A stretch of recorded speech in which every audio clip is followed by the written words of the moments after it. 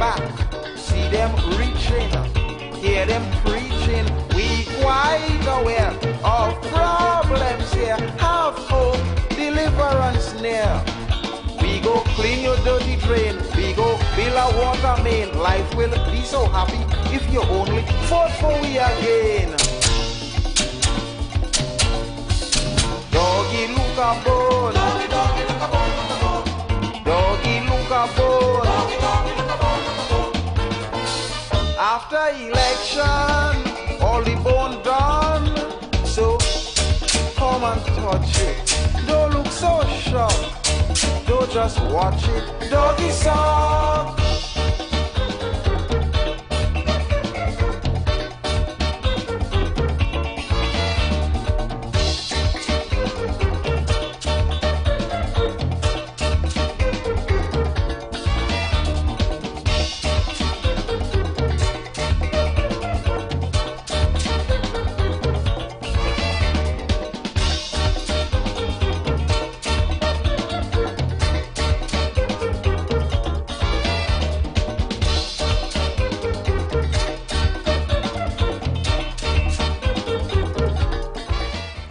Good afternoon, good afternoon, good afternoon. Good afternoon to everyone locked on right now to the Street 919 FM. Those of you who are still on work, those of you who left work already and heading home in your vehicles, good afternoon to you. If you're in the maxis, taxis, buses, and PH cars, good afternoon to you. If you're at home, in your house, listen to me on radio, good afternoon to you. And of course, good afternoon to those of you who listen to me on your cell phone, your devices, your laptops, your TVs, your smart TVs, via YouTube, on IWER TV, right? Live. You can go right ahead and share the live, right? Welcome, welcome one and all to the Future of Talk, the #1 afternoon talk show in Trinidad and Tobago. I'm your host, Heavy. My co-host TC will be in with me very shortly. Good afternoon to everyone locked on. And I just want to say thanks Naka for holding it down for Dale, the voice, right? And the last 2 hours. I am here. We're going to take you straight up until 4 p.m. this afternoon, right? And you know how we do in the first hour. In the first hour, we allow you to vent. It's the venting hour, right? Where you call in and say what's on your mind, say what's bothering you, talk about any topic that you like, current affairs and whatever is, tickle your fancy. It's the venting hour. So the numbers to call are 342-0081. That's 342-0081 and 466-5391. You can call WhatsApp on both numbers, and you can also send WhatsApp voice notes on 342-0081 number only. Just remember, you can only send voice notes on 342-0081 number only. Right? So yesterday, for those of you who had listened to the show yesterday we would have had Brother David Muhammad in with us yesterday, giving us a wealth of information concerning the African Import-Export Bank and the benefits of that bank if our government decided to sign on to that bank in Trinidad, including the government of Jamaica, right? And before that, we had played the video, right? This part 2 of the video of the Black Power Revolution that took place in 1970, Black Power Revolution, part 2. And we didn't have a chance to really, get into it. So, if you guys want to talk anything about that, I'm willing to take your views on that also, right? But it's eventing hour. As I said, you could talk anything you want to talk, right? So the lines are officially open right now, right? Once again, the numbers are called 342-0081 and 466-5391. Let's go to the phone lines and see who's there. Good afternoon, caller. Good afternoon, Heavy. Hey, good afternoon. Chuckman here. Hey, Chuckman, what's up? Chuckman, long time. Yeah, I'll be listening. There's something I don't get a chance to call you, but I'll be listening. You know, I wanted to say one thing, right? It's just an observation I make, but mind you, compliments. You see that I born 1974, so I would have been here about our Black Power. Right. You know, from the wet pants man to the woman to the upside down woman who just say come like an upside down leader, and all the people and them who just want to call all that dumb and dumber to this day, and they just want to praise up the guru, Mr. Yates or Chance or whatever they call them, right? They never one day put up something like that to educate people. I used to always ask, and my father lived through it, and he used to tell me, he said there was a division between each other. But I have one question to ask, and if David, Mr. Mohammed is listening, or you could pass it on them. Now, how is it then? Back then, as what Mr. Nunes said, that, you know, you saw Indian and black stood up together and fight against a common problem. But how it is today, black don't like Indian, and Indian don't like black. Where that breakdown took place? Is it that one feel better? I tried yesterday, but I didn't get I could answer that question for you. Right? Sure. What the colonial masters didn't wanted? No, I'm not playing naive. I'm not playing naive. No, I've been honest with you. Yeah. What the colonial masters didn't want at all, and what the government at that time under Eric Williams didn't want at all, happened in the Black Power movement, in the Black Power Revolution, where Indians and Africans came together. So after that funeral that we showed yesterday, which was the greatest funeral ever happening in Trinidad and Tobago, the most amount of people ever came out for that funeral, over 100,000 people, right? After that, right, the sole mission of the government was to divide the people again. And there lie the propaganda machine. But I don't want to talk I don't want to talk too much about it, because parts of that will come up in the part 3 that we're going to play today, and part 4, right? Well, I'll say if I locked on, listen, I'll say they can't beat all you on that, because you never hear them one day bringing up these type of things. But continue the good work, keep it up. Locked on and listen. Eagerly waiting for the part 3 and 4. I missed part 1. Could I still pull it up, or can I get part 1? The name of the video. Let me see if I can get it here. All right, you can hang up. You can hang up. I will tell you. I will say it on air, right? Yeah, no problem. Thanks again. Okay, no problem. Let me go and look for it here on YouTube. They know. All right. The name of the videos are 1970. Remember a Revolution. Right? That's the name of the video. Let me take this call. Caller. Hey, good afternoon, Heavy. Yeah, what's up, KFC? Good afternoon, TC. And you will come in. TC, Heavy, I learned a lot yesterday about the Black Power movement. And we're going on with the bank with David Mohammed. Thank you. Let's keep up the good program, man. So you have an next part to show later on? Yeah, we have an next part to play today. Later on. All right, my brother. Let's keep up the good work, man. Locked on, listening. Yeah, man, KFC.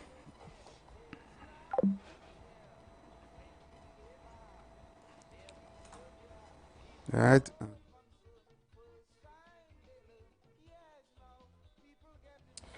So we are in the building. Good afternoon to all of Trinidad and Tobago. Good afternoon to one and all. We are here, the future of talk, you know, for yet another day. Interestingly, we are getting a lot of feedback. I don't know about Heavy, about the videos that we are showing, you know, and good and bad. Not bad? I should say bad meaning that people are saying to us, is a pity all again to play that? Yeah. You know, people are saying that that is history that they don't want nobody to know. Anybody to know about, you know. That is opening a can of worms, showing that we never move from point A to point B. You understand, as a black nation. You understand? And it came at the right time as well. It came at the right time as well because we now head out of emancipation. Well, let me correct myself. We now head out of African emancipation. Yep. So those videos that we're showing there couldn't come at a better time. You understand? And for Mr. Aruka, I hope you're listening. Right?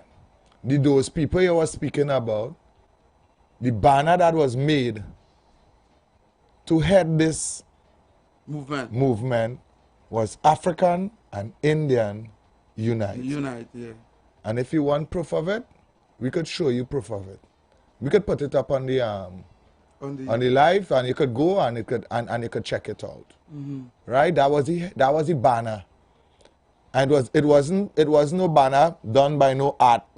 No, nobody. Somebody just get a piece of cloth and they paint it with some kind of silver white paint or something. Yeah, they just paint it. Indians and Africans Unite. And Africans Unite. Yeah. And they just put two piece of pipe on it. Yeah. And that was the banner for the thing. So no them people that you're trying to sell. Yeah. Them people was part of the march as well. Correct. You understand? Correct. Them people was part of the march. And it was not no division and no fight down and no. Like they actually welcome people. And this is that part of the video when I watched it for the first time, I teared up. Yeah. I teared up in both amazement, joy, and also vexation to know that was kept from our people. You see, if that was taught, we may not have been where we are today. Where we are today, correct. If that was taught when it early out, we may not have been here today. No. You understand? But where we are today, it is very difficult for us to get out of that because they embed us in that division. Yes, as Brother David Mohammed said yesterday, and it's not only that. You see, it's not one or two 1%ers now. No. It's conglomerate. And you see, when it comes to something like a conglomerate, you cannot get away from that because that is like about 10, 15 companies, right? That is controlling everything. Yeah. And then you have 10, 15 here, then you have 20 there, then you have as conglomerates. Correct. You understand? So it is very difficult. If you say, okay, I'm going to cut back here, they're going to catch you on the other side anyway. Catch you on the other side anyway. Yeah. It can't let the people when the boy called KFC was going and buy church's chicken. Come on. And you're still buying the same people. The same people. Hey, they didn't know that. Yeah, you were still buying from the same people. They didn't know that. They didn't understand that. It's not they didn't know enough. They didn't understand. Yeah. That you see, for any time you end up under that umbrella of conglomerate, then there's problems there. So for us to move from where this is right now is very, very, very difficult. As David Mohammed said in a video that I played here, he said, the Indian community is large enough that if they say they're not buying from anybody else but Indian, they could sustain it. Yeah, they could sustain it. Yeah. They could sustain it. And it's the truth. Yeah. They can sustain if they decide here what. You're only buying from Indian businesses and you're supporting Indian businesses. Right. They could sustain it. They can make Indians more rich. They can make themselves more rich. Yes, because they have a wide enough diaspora to then impact. Yeah. Right? Where are we going to go to? If we decide, right, we are only going to buy from African businesses. Where is that? It first and first, it don't have much groceries. It don't have. It don't have much food. Heavy, Please. It don't have much. It heavy, don't have much. It don't have much African business. You want me to cost you over? It don't have much African business. I'm not talking about the man who in the market and heavy. I know we're talking about. I'm talking about real business and I'm talking about major hardware. Not a man who have a 4 length of lumber. If you really want to build a big house, if you take a loan from the bank heavy and you're gonna build a proper house, right? You can't go by that man because he only selling gravel by the yard. Understand what I'm telling you? I'm not. Saying. If you decide to go and make a proper grocery, as we just call it, go to this, grocery. Right? Yeah. Name one grocery in Trinidad that is black owned. I don't know of any. I really don't know. I only know about Uncle Bedo supermarket in Santa Cruz. All right. And is that massive? Like, let's say any one of the giants, or any one of the Macy's, or any one of the extra food giant? No. Is it like extra? Well, I said extra food. True Value? Is it close to True Value? No. Is it close to any one of these? No. They are community supermarket, boy. But that you tell me, I asked him a black old supermarket, and I only know one. Only one I can remember. One. Yeah, right. Only one. And he's not even in that race. He's not a big. Like he have several branches and things. No, I'm not even speaking about several branches. It's his one outlet, even big as any one of these extra foods or anything like that. Hey, let's just say he have he have his one. He on the same level with them Chinese and them happiness. Okay, heavy. Yeah. So you're telling me, then he's still small.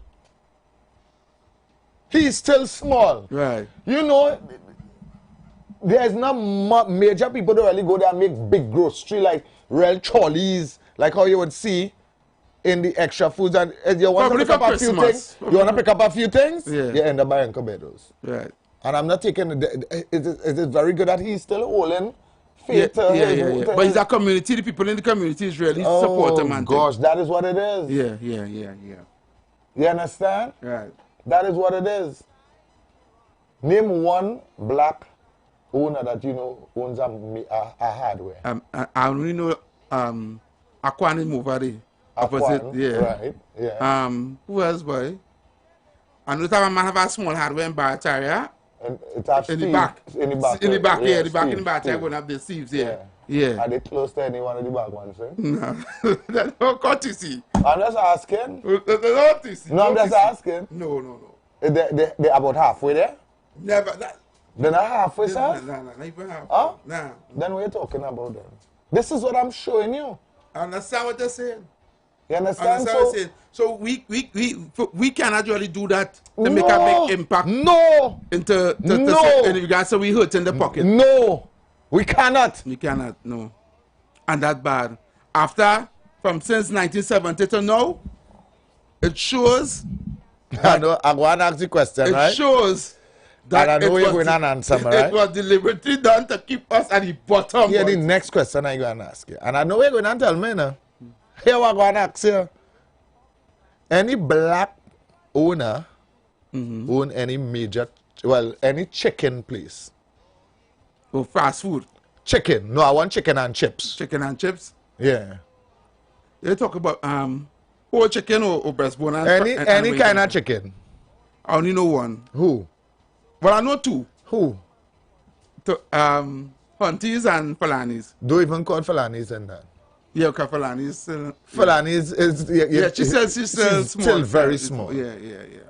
Because if you go to Falanis, then it have a woman by me that the sell out have a little thing too. You can talk about she, and then it have them fellas by the station. By the police station. You can talk about them, so you can't speak about them. The only person you could call there is Hunties, because Hunties have three branches. Right. Does she have restaurant?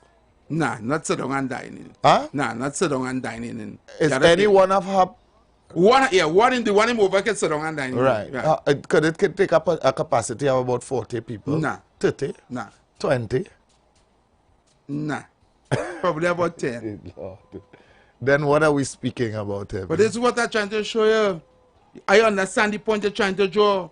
You And I understand? could go on and on. We could go on and on and on. You understand? We business wise, we still not there. We nowhere in the... Yeah, we not nowhere. We nowhere. Yeah. We are 0%. The only two persons that is of African descent and a conglomerate is Dupre, who own Clico, Right. Financial, and you know what happened with he, Right. and Jack Warner. Right. That was That's the only two I know. Right. The I know was up there. Right. Right? And probably be the man who says the Prime Minister friend who had the quarry and thing from Tobago. Oh, okay. But probably. Now you understand. So we are zero. Nobody can call me and tell me watch Foodie Nation. You can see how much small business it have. That is one person that's selling a burger here and fries. I'm not speaking about it. And you know what's sad about it? Yeah, we're even sadder about it, TC. Yeah. Right? Even if we as a people come together and say what? We boycotting, we only dealing with buying from our people. Right? Right. The people that we buying from still have to go to them to buy also. Yes. To supply Yes, the suppliers. Yeah. Yes. So all the goods cover, that they have to all cover. the goods that they get, No, they okay. cover that to Okay. They cover that. I am happy that you brought that up. Wow, they cover that. I know Trinidad want to get in, so let's take some phone calls. Hi, good afternoon. Welcome. Sad. Good day, gentlemen. Hi, good afternoon. You hit the nail on the head. If we stop buying from them, they control the supply, Correct. right? What we will hurt is we will hurt the people in Massey, the workers, because we will be closing down Massey by supporting the own community. But that's how we think sometimes. But then again, caller. Then we will, as I sat in a meeting yesterday and somebody said this, and this is very important. They said when the UNC was in government, they used to call them the box drain government, right? Yeah. Right, I agree. And it ties into what you're saying there. When they did box drain, is the man in the ghetto used to get the contracts, right? Right. Just now, hold on 1 second. Hold on 1 second. Right? I'm going to just bring it home quickly for you. He now had a little, let me say a little Almira. Yeah. Right. But he got about $8 drain to do, so here what? He now decide here I go down and invest. So I buy a van, right? And some more tools. And some more tools. You know what he just do there? He just growing her. Agreed. Right? And then wait. He could now, he started doing box drain with 5 people. Yeah, Now he go on to get more box drain. He getting bigger contracts doing more box drain and house and things. or smaller units, right? Because he's a small contractor. So he move up the line now. He say, here what? I want to get 2. I looking for business. I want to get 5 house to build, right? From the government self or whoever. And I can now hire 20 people. Yeah, or 40 people. Or 40 people. The same thing, the same method I put there is the same method. The people that was working in all these big stores, once you see revenue coming, you go in and enlarging your business because you will have more revenue stream and you will realize that you're in demand. Right. So your supermarket will now become a bigger supermarket and a bigger supermarket. And as it goes along, from the area. as it goes along, the same people that was going who have the experience already because they're already in the industry, the cashier is already a cashier, the people who pack in the aisles, they will now, you can now start to hire them. Yeah, you can now start to hire them. Now, I want to say something to you. Go ahead. They control the Forex in a way where they don't allow none of us to become distributors. I'll show you 2 things now. Wow. We saying it's true. I'm going to show you something here. Go ahead. For years now, I remember when Cause did come out. What? When Cause Bear did come out. Cause, Yeah. And was starting to mash up the market. We had an option. We didn't know there was no more Stag and Carib. We had Cause. Yeah. You know what Carib do? Carib squeeze the fellas and went and take over the contract. And now they say I could sell more cars than them fellas than them and lick up the small man. They lick him up. Right? Because that's the name of the game. I want to show you something now. Why do I not sit a Massey south of the Caroni Bridge. You know why? Because the South man control the South man control the South. Yeah. The South man yeah, the South man don't control the South either. They can't go south with that. Yeah. I had a conversation that South man heavy could tell you. Yeah. Is my personal friend. That is his personal friend. You see the man who the man who not the second in command man. The man I'm a personal friend. Right? He wanted to come down long time. Long time he wanted to come down. I could give all the stories about that man, boy, but go ahead. That's what I'm saying. They're so protective of the area because they understand why it's important to be that person in the community. Yes. To fight to be that, to hold your ground and say, hey, we not letting them come, boy, because if they come, is a system they're trying to pull you under. And we have to make sure we allow our people to grow. Correct. Community based. They're too small to be our own major conglomerate to be running everything. They don't really bring in everything. We don't buy everything from all the way out. Oh gosh. You want to run it on your retail too? Yeah. You're buying it, them buying it wholesale. I guess what to do now. When the small man started bring down things via internet and started shop online and things. Oh gosh. The all the small business and them was getting buying the thing online and selling it cheap. The tax them to shut them down. No, but they liquid up, right? But here we're going on. You know what I'm so glad about my Trinity people for? They stand tall with that online shopping. You know, and watch it. I'm not glad certain businesses closed down. But someone was taking advantage of us with the prices. Yeah. Sneakers for $3,000 and things. Yeah, 3,000 and things for sneakers. But tell me and TC, how come a Jordan on the shelf in the States is 150 US? And when it come in your store, it's 3,000. It's original. Yeah. All right, caller. Let's see if we can take another one. Yeah, thank you, brother. Yeah, man, thanks. Caller, good afternoon. Welcome. Caller, good afternoon. Good afternoon, Effie. Hey, good afternoon. What's up?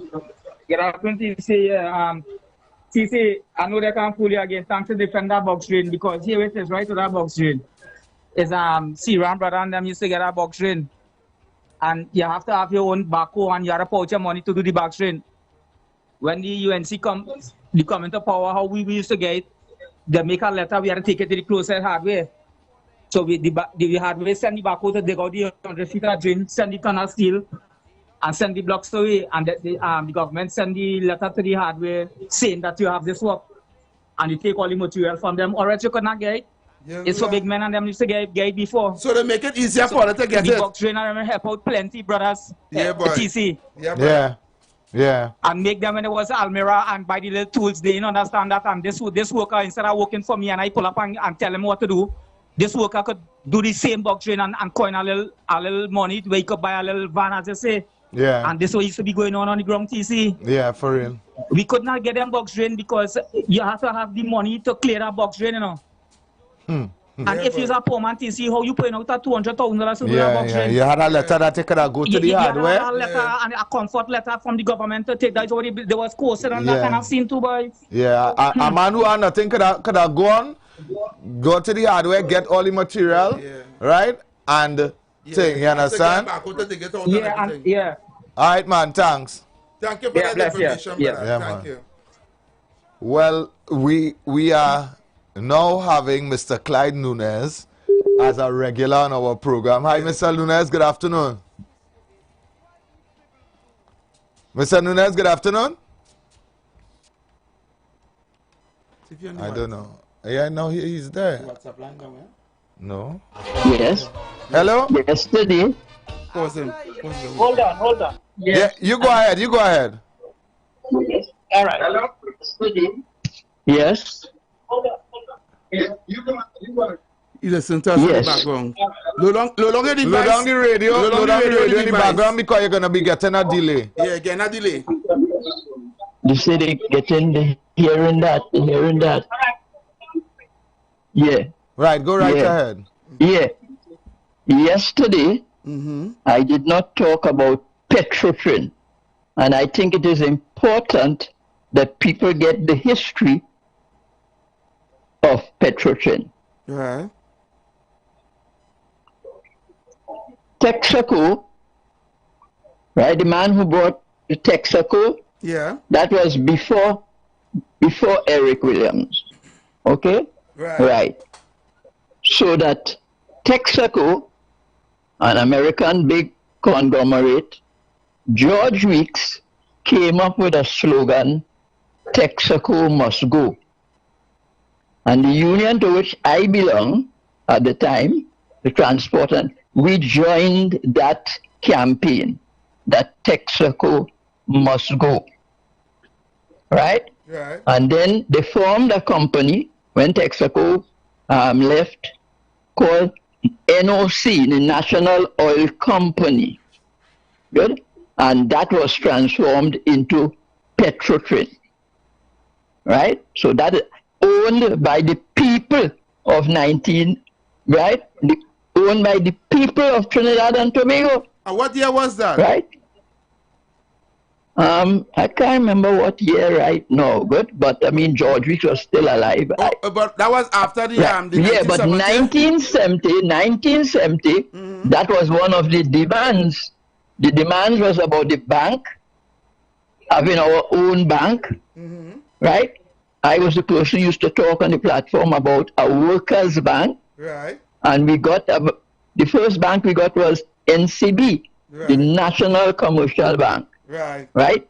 That was as a result, we even got the RBC to be changed to the Royal Bank had become Royal Bank of Trinidad and Tobago. Oh. And Manning brought it back, back to be the Royal Bank of Canada, which it is up to today. Right. Right? That was the bank that I went in and closed off my account and all that kind of thing. Right? Yeah. Good, because you can't be treating black people badly in Canada, but people in Trinidad banking. Banking with you. Good? Right, good. So that is the history of Trinidad about Petrotrin, right? And which, of course, we must not forget what the present Prime Minister told the whole country and the world, that the government was not closing down Petrotrin, right? Yeah. And we live to see them close it down. They're trying to, well, the situation that's going on with Jindal now, you understand? Yeah. Jindal, you know, when they expose Jindal on embezzlement charges and all that kind of thing, right? In which the president, he said he didn't know. He didn't know about that, right? And now that Jindal has gone, Jindal writes a letter and say that they're no longer interested in Petrotrin because the opposition, right, opposed it. I mean, how could you accept that as something serious? Or something factual. So because the opposition say, right, Jindal, they exposed it. Right? A simple thing like that, you can't say. When you're going to buy something, right, you have to know the prospectus, what the market is like, what this is like, and so on. And we have a new development. We see there.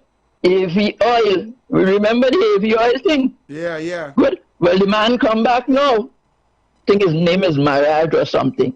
And he say again, he start to find oil. All right. Now when you get crude oil, where are you going to refine it? Exactly. Brother Nunez, somebody asked a question earlier on, right? Yes. Based on the video we played yesterday, we were seeing where Indian and Africans had united for the struggle of in 1970, right? Tell us what caused the division that we have now after that 1970 Black Power Revolution. What caused the division between Indian and African in this country? Can you explain what happened after? Right. There is Dr. Williams's book, Dr. Williams' autobiography, called Inward Hunger. On page 311, you will see where Williams said in 1965, he brought the Industrial Stabilization Act. And it is in there. He said because these subversive elements were at work with C.L.R. James, good, because they wanted to join the workers, right? Right. The oil workers together, where we were making the demand that Tata and Lyle must go. We must own our own sugar. Right. And Dr. Williams in his book said he brought that law, right? Good, to prevent the unions in oil and sugar from getting together. The majority of workers in the oil industry were Africans. The majority of the sugar workers were Indians. So he said, I brought a law to prevent that. Wow. That is to page 311 of Inward Hunger. Wow. Wow. But Brother Nunes, we want to thank you. You can call back in the next hour after we play the next video, because we're going to play the next video, part 3 of the next video in the 3rd hour, right? And then we can call back and you can give your perspective on that, okay? Okay. All right. Thank you. Appreciate it. Thank you very much. Thank you. All right. Good. You see what I'm telling TC? Yeah. TC, you see what He admit that he wanted division. Hi, good afternoon. Welcome. Good afternoon, gentlemen. Good afternoon. But wasn't us, we the citizens, that created this scenario when it is we refuse to continue along with the person who was trying to represent the sugar workers in the form of Mr. George Weeks, because they found him not to be the race that most of them were. And we also then dispelled the situation where Kola Renzi was the head of the OWTU, which represented the oil workers at that time. And now we see that they have somebody else as the first Governor General. So in retrospect, we have allowed everybody to hoodwink us as citizens. And we continue to allow it to happen. And right now, one of the biggest things that I want to complain about is how we have allowed instruments in this country to beat up on people and victimize them. Because I unfortunately now get into a situation where, as a victim of an accident, I am requested to pay excess. Because that excess is when it is you, the person who bounced, but apparently it applies on both sides. And whoever allowed that kind of thing perpetration on the citizenry is ridiculous, because here in the arbitration it can take as much as 4 or 5 years for segregation. So you're telling me that my car messed up and the person's insurance paying the excess, and I have to wait until them decide in their magnanimity to pay that. Otherwise, I will remain with my car, or I have to find the money to pay to fix it, because they have a law that they can bounce on. Not even the ombudsman can deal with it, because it's there in their clause. Yeah. And you have different political parties fighting and arguing stupidity instead of what actually is affecting the citizenry, the average citizen on a daily basis, and nobody wants to deal with this. And I am angry today because that is an abuse. I am a victim twice over, because I was a victim of the accident, and now I am a victim of insurance policy. Yes. Where the person's insurance refuses to pay me, and nobody can do anything about it. How is this possible? Even when I know someone who was injured, and the man, when they pay for the insurance to pay, you know what? And he was telling us that they are going to wait and treat it as long as possible, hoping that the victim dies, because if he dies, they have less to pay in regards to possible future earnings, than if it is he dies, they just pay until the time when he dies. This is what insurance is doing to us in this country, and nobody is taking that mantle to fight this. And I am ashamed of every leader in this country that allows such abuse to be taken on its citizenry. Thank you, And caller. I'm not conscious on this. All right, brother. caller, thanks so much. Thank you. We understand and we feel your pain and we agree with you. That Heavy. shouldn't be. I came here this evening to say something, and because of the depth of the conversation, I forgot. You forgot? Yeah, and I want to say this and make this very, very, very clear because I upset whole day Heavy. Whole day? Whole day. What upset you, whole day, my brother? Heavy, let me tell Trinidad and Tobago something, and who don't like this could really haul. Don't like me from today. Let me hear. I work from 4:30 a.m. every morning. You know that. Right. 5 o'clock, I just be on my job. Right. Leave there after 1, go home, see about my family. I don't go home and lie down. Yeah. And then come here 4 o'clock. Heavy, by the time I reach home 7 o'clock, after 7, if 8 o'clock meets me up Heavy, I am very lucky because I am tired. Yeah, because you're up since 4 in the morning. Right? Yeah. And I does that every day. Plus, on weekends, I am out there from Friday night to Sunday. Sometimes Monday morning I going home to go to work Monday.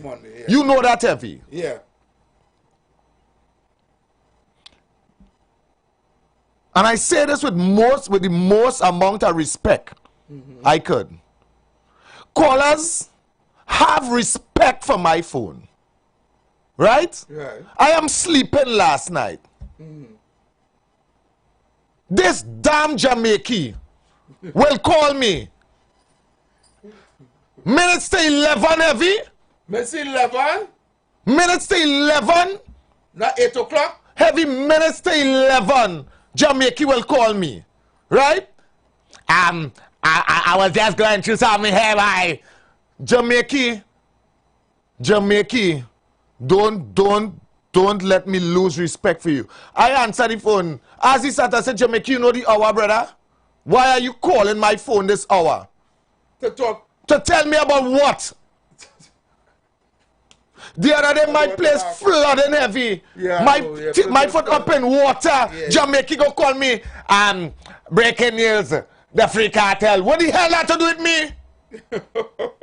My place up in water. I never done radio. I said Jamaican, I never done radio. Well, I wasn't listening. We are not listening. So how the hell you calling me to tell me the Free Cartel? You're not even listening to radio. Yeah, if you understand what I'm saying, if you were listening to radio, you would have heard that Heavy Alone was on radio. Yeah. And even if you're on radio, we calling your person. What you calling me for? Call your person phone, even if you're not on radio. The Free Cartel. What that have to do with me, boy? My place full of water, boy. The Free Cartel. Breaking news, the Free Cartel. What that have to do with me? Oh God. After 11, after 10 last time, minutes 11, you calling my phone to tell me what, Heavy? You send your WhatsApp message. Nothing. I am a very No, I have some people that is. I have people that yes, right? I have people that But they will message me. I have people they that call me. Even when with Fat Boy, I took some people number and if they have some information, they would WhatsApp. Yeah. Send a WhatsApp. They would WhatsApp me. But right? After 10 in the night, Heavy, I have people that very, and I will never disrespect them. They would WhatsApp me, I would answer. Right? But you can't call me minutes to 11 in the night to tell me what, Heavy. I didn't even finish the conversation with you, know. Even if something happened, send a WhatsApp, send a message. If I up and I see it, brother, I message you back. But if something happened, don't send no message. Don't send a message. No, if God come in, when he reach, I will deal with him. I am very serious. You laughing? I am very serious. If God come in, you when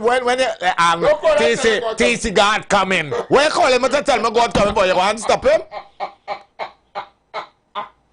You laughing like that is a joke, boy. Jamaican pressure killing me. TC, God is coming in the morning. Don't. Brother man, is serious thing? This is a serious thing. Like Jamaican, you make him laugh. Don't do me them thing, brother. You have his impression, though. Don't do me them thing.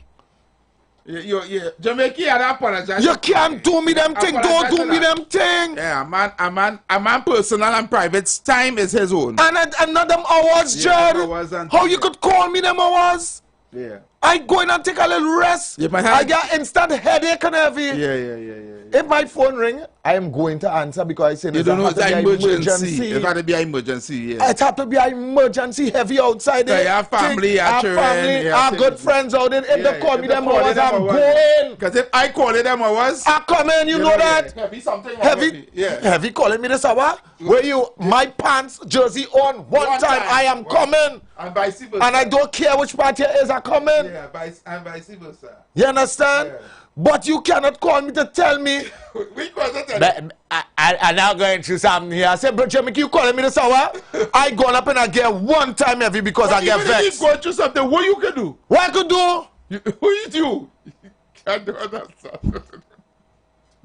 This is I gotta take 2 calls because I wanted to get that clear. You vexed with me, but your impression you make him laugh. No, they had to know people. They had to know the place, boy.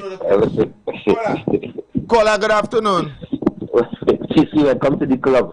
Welcome to the club. They wouldn't like me, Kingsley, because I'm not allowing that. But there's a member in government.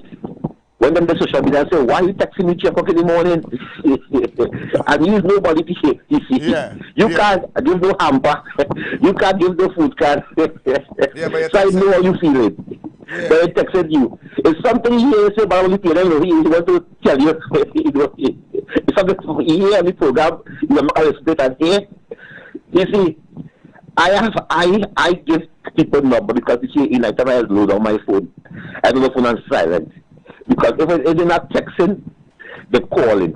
If they're not calling, they're trying to tag you in things. If they're not saying anything for you, they're saying anything for you. So when I'm calling you and telling you what to say. So when I'm calling you, answer the information for you to say. They ain't calling to say the information. Yeah. So it is a lot. All encouraging that. I am not going to encourage that. You see, all who encouraging that, Kingsley, because I am not, if you want to encourage that, you want to encourage that, that is all here. I am not encouraging that. People have to have respect for people's personal and private space. You understand? And time. You can't call somebody minutes say 11 in the night. Breaking news, Cartel, it's not even like the Prime Minister or something happened to the country. I frustrated in water. DC. Cartel the freaker breaking news. Cartel the free cartel. Tell me the call you answer that. Explain, you only have these friends from day one. They will call you anytime. You could call me any hour. You could be the free cartel. Your family, they could call you. But I'm not going to tell you what cartel coming out. Yeah. I call a partner and tell him cartel coming because me and his friends and we discuss cartel and things. So I call him and tell him cartel come out. Because I know, but being go on call, one of my politician friends to say, hey, cartel come out, you know. Oh, hey, the news cartel.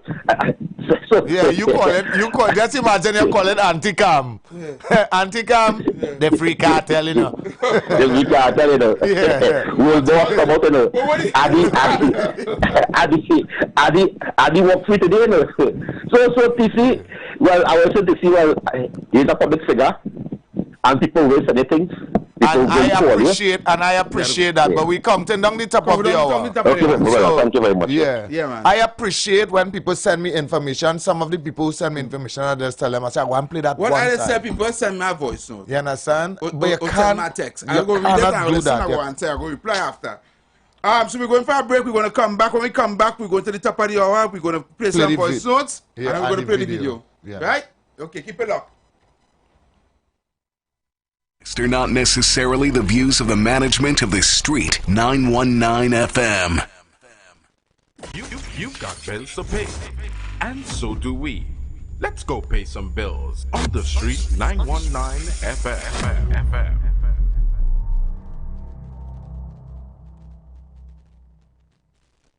As we transition into summer, we continue to talk politics, current events, entertainment, and what's trending while balancing the talk with some of your favorite tunes, both old and new. Our purpose is to keep you informed and edify you, as well as to give you food for thought on the current affairs of this nation and the world. Keep it locked to the street. 919 FM every day, all day. Our on-air numbers are 342-0081 and 466-5391. Visit us on Facebook, Instagram, and TikTok. The Street 919 FM. YouTube, IWER TV. The Street 919 FM. Shed it live. Shed it live. Oh God, call on the Lord. Call on Him. Pour on us, oh God. Oh God,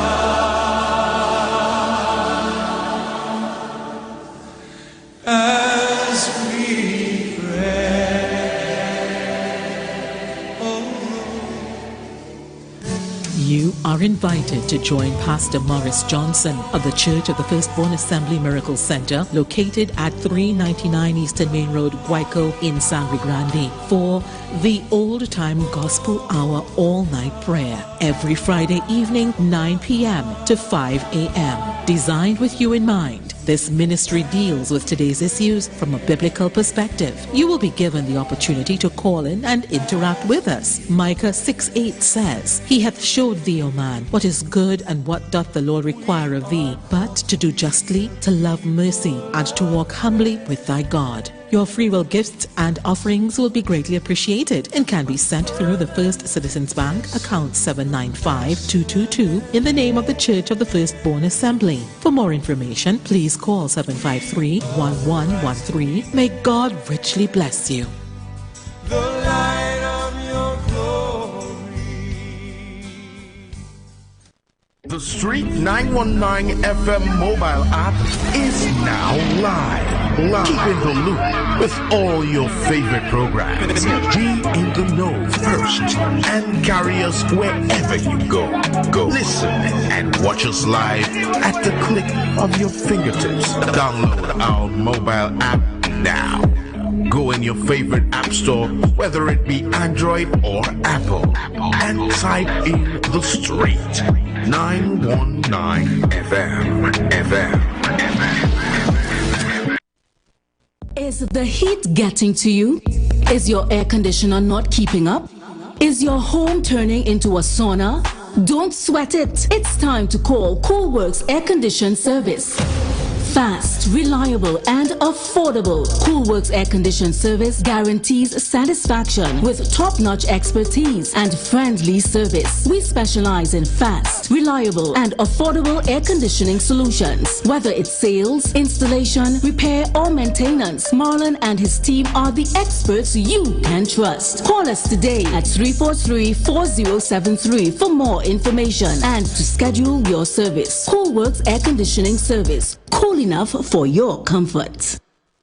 Join the winning team with Pastor Alkaline John every Tuesday at 11:05 a.m. to 12 noon and every Wednesday night from 7:05 p.m. to 8 p.m. live on the Street 919 FM as he talks about Lviv, the power of 5 fruits, one of the most powerful antioxidant supplements on the market today. The 5 superfruits in Lviv are mangosteen, acai, pomegranate, goji, and nuni. These fruits have a positive and profound impact on human health performance and disease. Join him as he gives live testimonials of the Lviv healing powers. To get more information, you can contact Pastor Alkaline John at 516-286-7079 or you can visit his webpage at www.alkalinejohn.com. Remember, every Tuesday at 11:05 a.m. and Wednesday at 7:05 p.m. live on the Street 919 FM.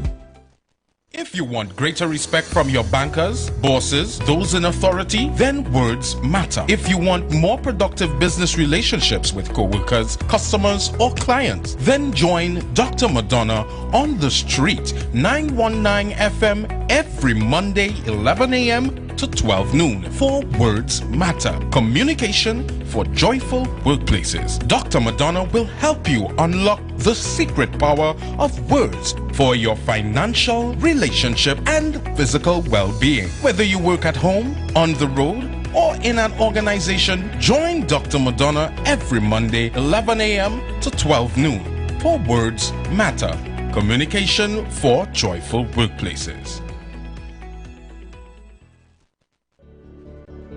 Tune in to The Street 919 FM every Friday from 9:15 a.m. to 9:45 a.m. with Kingdom Health Services, situated at number 125 to 186 Eastern Main Road in Tunapuna, for the program Health and Healing, merging the old with the new, with Mr. Brent Diet. For more information, call 318-7471 or 484-0141 or 360-4100. It's all about Kingdom Health Services on The Street 919 FM. Share the live. Share the live. The Street 919 FM on Facebook and Instagram. Share the live. Iowa George on Instagram. Share the live. Iowa TV and Street TV on YouTube. Share the live. The Street 919 FM. The views expressed are not necessarily the views of the management of the Street 919 FM.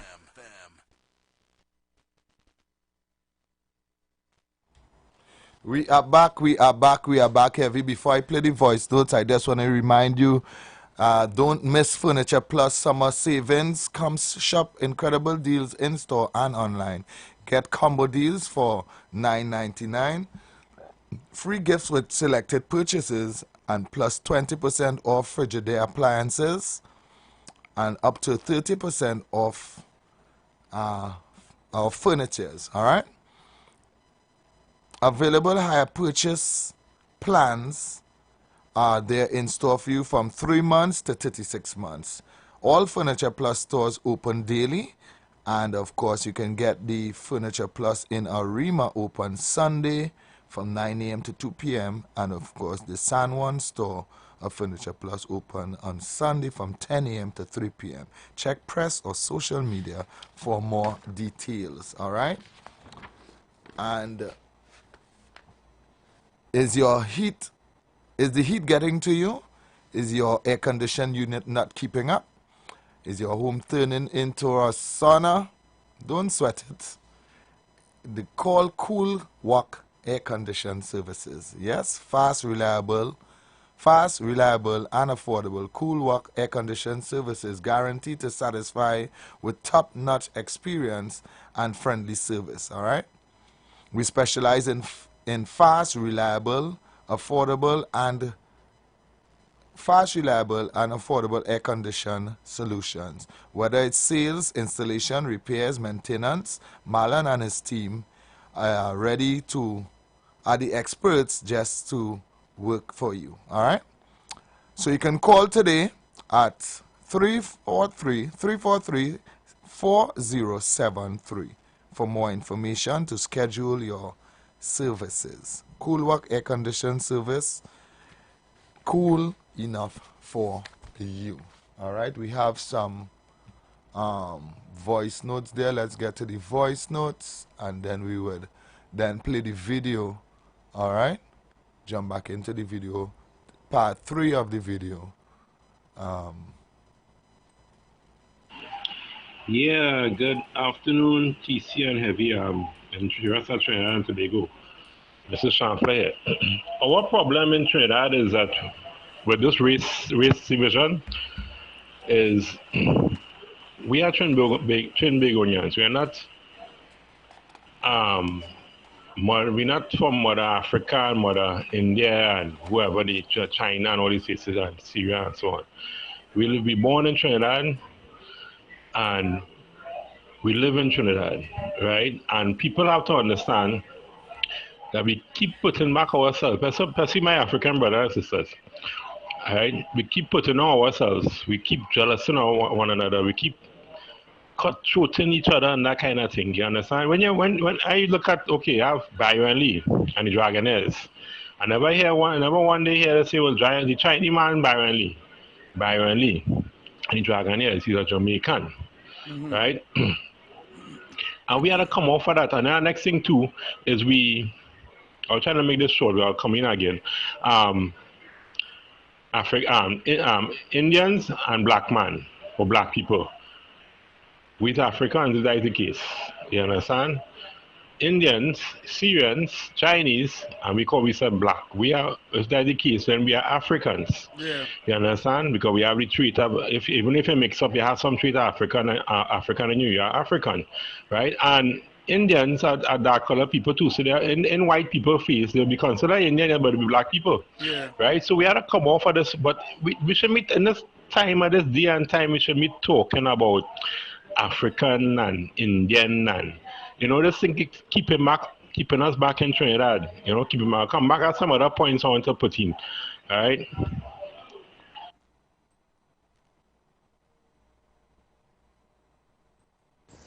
Every TC is bare foolishness going on with our price gouging. You're gouging on people's eyes with our price. You understand? You understand? And you have to understand too, the circle and customs and exile have a big part to play in it too.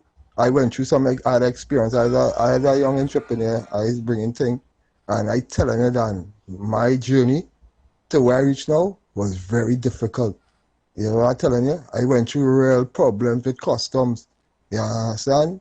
And with a next certain company, I don't want to call the company on air, you understand? But the fact of the matter is real bacchanal. I bring in a certain product, a real homeopathic nutraceutic product to help people health and thing, you know, to reverse illnesses and thing.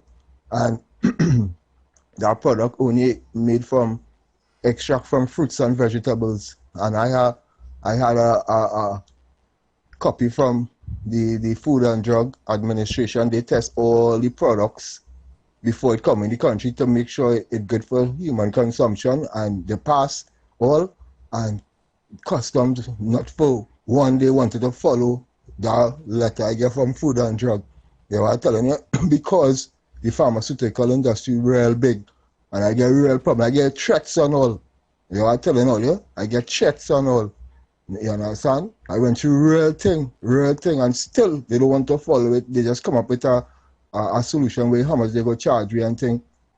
You understand where I'm coming from? So I went through real hell with them, and it's true all they're saying is no joke. It's true all they're saying.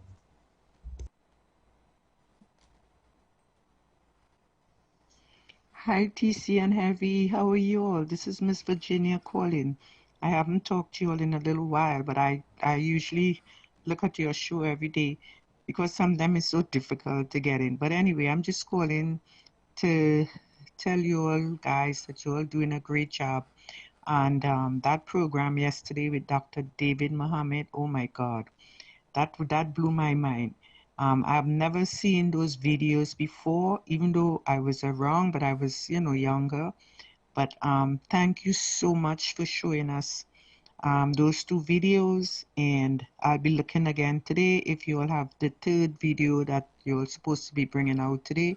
But you're all doing a wonderful, marvelous job each and every day. Keep up the good works and always stay positive, and I will keep listening and sharing. Bye. Love you guys. Thank you so much for the love. Thank you so Thank you, much. Miss We have Virginia. one more. Let's just play this last one, Mhm. and then we'll line up the video, all right? Good afternoon, Heavy. Good afternoon, TC. The free cartel, like, to make you all wicked and evil, like, we deal with the problems here. We don't care the free cartel. Cartel come out of jail, really implementing the youth right now. Everybody in orange bandana. And they bring out a slang now. We don't care where we go back home. The glad cartel come out, go back home. Lord. All right, let's head to the video now. All right. This is, well, part three. Mhm. Right? And if you want to view the video, you know what you have to do. You have to go up on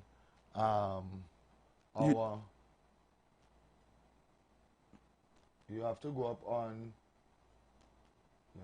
IWER TV. IWER TV. On the YouTube. Yes, on YouTube, where you can view the video, right? Yeah. If you are in your taxis, or maxis or whatever, you're in your personal video, you would hear everything very, very clear, right, from here on. So IWER TV on YouTube. If you want to view and see who is the spokespersons in the video, it's IWER TV. Yeah. All right? IWER TV. All right, so Check we it are out. into the video now.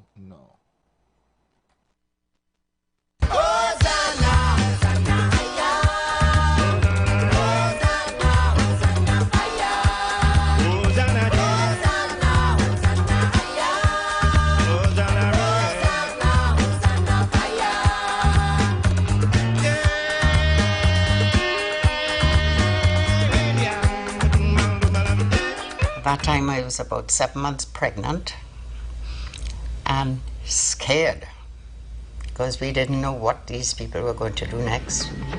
As days went on, they got more and more vociferous and more badly behaved, and they started breaking showcases and pelting things, and they would end up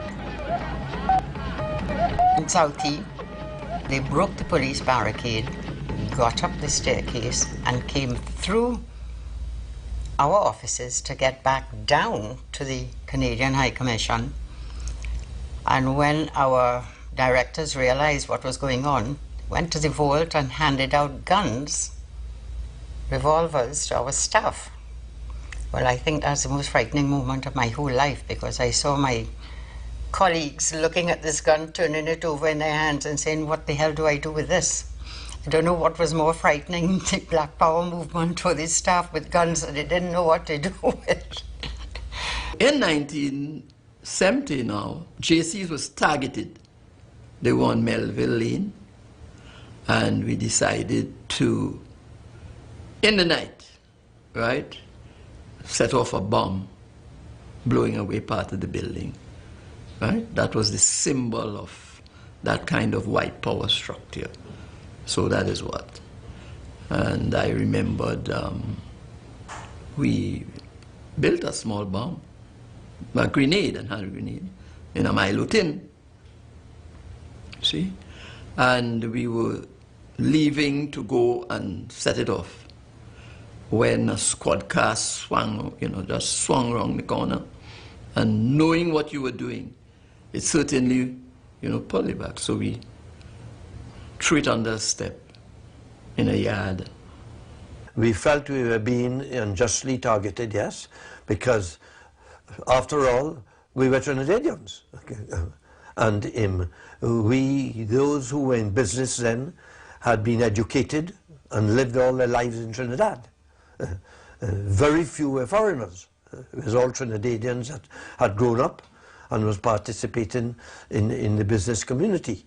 And we employed thousands of people of all colours and of all class. And in the history of a country, 8 years is a very short period. You can't overnight, suddenly turn staffs into Negroes and Indians and so forth. You have people working there that you have to wait for retirement age and different things to happen before they can be replaced. They did attack the symbols of success. So if they saw successful businesses on Frederick Street and they were certainly not black owned, there was resentment. I think I understand the resentment. I think I understand why people of that particular community felt the way they did. Obviously, I feel a certain degree of sympathy with the elements in the society, the minorities, who became inadvertent targets through no fault of their own. I think minorities tend to try and go with the flow, stay below the radar, try to make a living, educate their children, keep them safe, that sort of thing. I think the Black Power uprising of 1970 threatened that stability. I was concerned, and what fueled that was a lack of information. There was enormous amount of rumor which was not countered by good information, so that you never knew what to believe, and not knowing you became worried and scared in some cases. I had nowhere to go. I was not accustomed to any unrest in my life. I had no money outside of Trinidad. I had no job outside of Trinidad. So there was no escape route for me. I was fixed there in Trinidad. And like so much of the population, I thought I was born here, I would live here and die here. I mean, there were some ugly incidents. People calling you a white cockroach and a honky is not pleasant.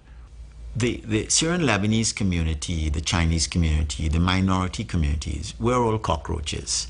And as they say, cockroach have no right in foul cock business. The two big foul cocks are the two tribes, the major tribes in the country. There was a lot of demands, especially from the business community, that the Prime Minister do something about it, you know, crack down on this thing because it is getting out of hand. And then Williams didn't do anything. As a matter of fact, he kept complete silence, you know, as usual, very aloof from the whole thing. Why didn't he do something? Why didn't he stop the demonstrations? Why wasn't he speaking? Well, it was not Eric Williams's habit to overspeak like we do so well in the Caribbean. When he did speak, people listened. And also, he was not unmindful of the fact that if he were to stop the demonstrations, he would create martyrs of the demonstrators. So the hope was that it would play itself out and sort of peter out. Williams was in fact saying, look, Black Power, I understand it, I sympathize with it if it means A, B, C, and D. If, however, it means Molotov cocktails and violence and attacks on whites, attacks on Indians, etc., that is not my version of what Black Power involves. He was in control. And when people wanted him to move fast on this or that or the other, his favorite phrase, he said, "We never shoot until you see the whites of their eyes." That is a man in complete and total command of the situation. And his letters to me bear it out. And then you had the trade unions taking advantage of a situation, seeing the unrest in the country. The WASA workers were on strike, and you had bus workers about to go on strike. Something that would have been very frightening for the government of the day is that telephone company workers had called us in as well, and they were going to go on strike. So you'd have had the sugar workers coming up, the WASA workers would have joined them, and would have come into town to join with the bus workers, telephone company workers, and there were a lot of efforts being made to organize in oil. Maybe the most worrying part of it was the sugar workers for the government. It was a moment the government was worried about, and they didn't know who they could trust. The opponents of Eric Williams, all naturally taking advantage of this period of unrest, this very visible and noisy period of unrest. So it was a confluence of events. I remember my father writing to me saying, this was in April, that if there is one more demonstration, this thing has gone on long enough, and if there is one more demonstration, we will call a state of emergency, and that was indeed done.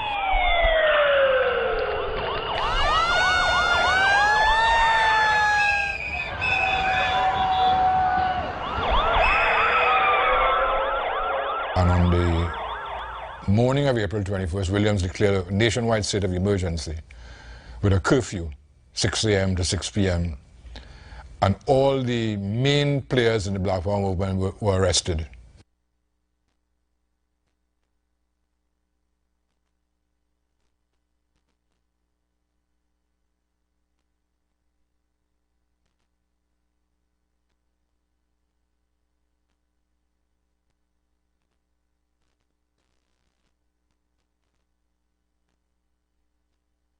They has given us some snippets some newspaper there. clippings, Yeah, for us to newspaper read clippings. in the videos. All right. But what's going on with the video get silent? The square you can't gather anymore. It's a state of emergency, you know. At one point in time, the police were chasing people out of the square, and opposite the Red House, this policeman and his companion came into the square. One had a gun in his hand, and the other policeman had what looked like a bull pistol or a whip or something.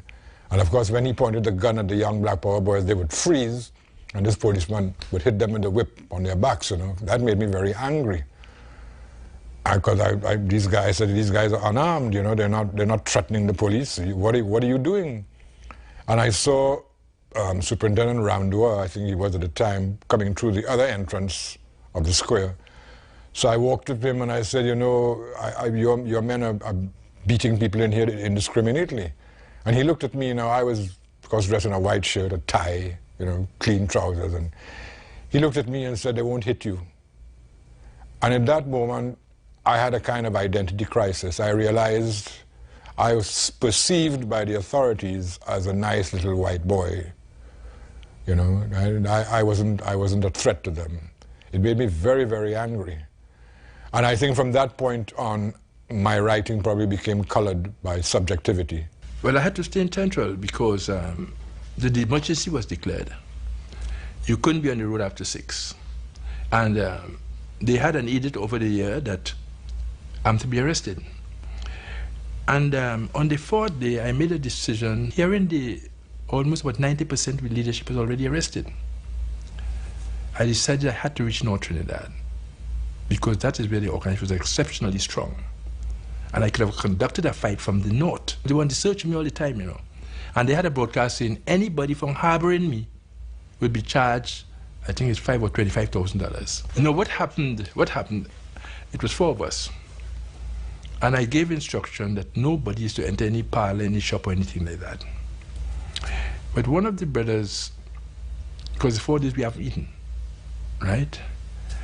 And he saw a little parlor, and he went in the parlor to buy some biscuits. We were still in African garb and that type of thing, so it was easy to recognize him in the Indian area.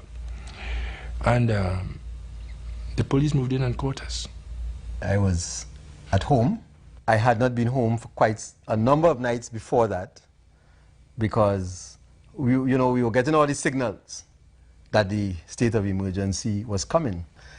And I took the chance, and about 4 o'clock in the morning, I heard a loud knock on the door, and I knew for sure that that was the police. They took me in the car. They said, we have instructions to pick you up. I said, where are you all taking me? I said, we can't tell you.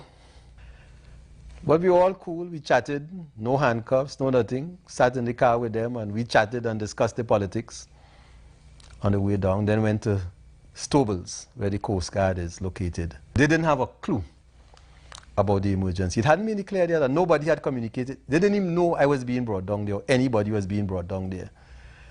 So I witnessed all that pandemonium. So these guys with their guns surrounded us, and they were very tense. We were relaxed, they were tense, you know, and that makes things dangerous because men with guns who tense, those very light triggers. But what gave the morning some excitement is that at some point we heard a car like racing coming towards the Coast Guard and coming from the direction of Army headquarters, and we could see through the window. And there was this red sports car coming screaming up the road, screeching through to the gate of the Coast Guard. That's how we knew there was trouble in Tetron, because he was fleeing from something. April 21st, 1970 was a very traumatic day in my life, and one that I'm sure I will never forget until the day I die. And as is commonly known, that was the day of the Army mutiny in Tetron. I arrived there at about 4 or 5 in the morning, where most strange events were taking place. And the day started off in a very unusual manner, in which I was put in a classroom and told that I was in charge of about 12 or 13 detainees who were very agitated and very abusive to me. But we had our orders, and I had to do what I was told. Subsequent to that, they were led away, put aboard a ship, and in fact taken to Nelson Island.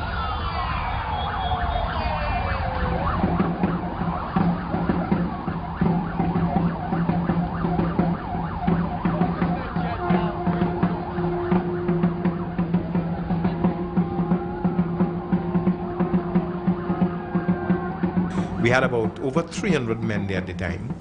About 200 were loaded onto the vehicles. I addressed the men before, and told them that we are going in convoy order. You're not to interfere with anybody, not the civilians, nobody. The call was made for the Trinity to go to sea, and I took the ship about 300 yards off, and then the convoy started to come down the hill. We had put, because we knew what was going on, we had put a bus across the roadway to stop any convoy going out, and then a lot of rubble and stuff to stop vehicles from passing. It was easily shoved aside, by which time the Trinity had gone back out.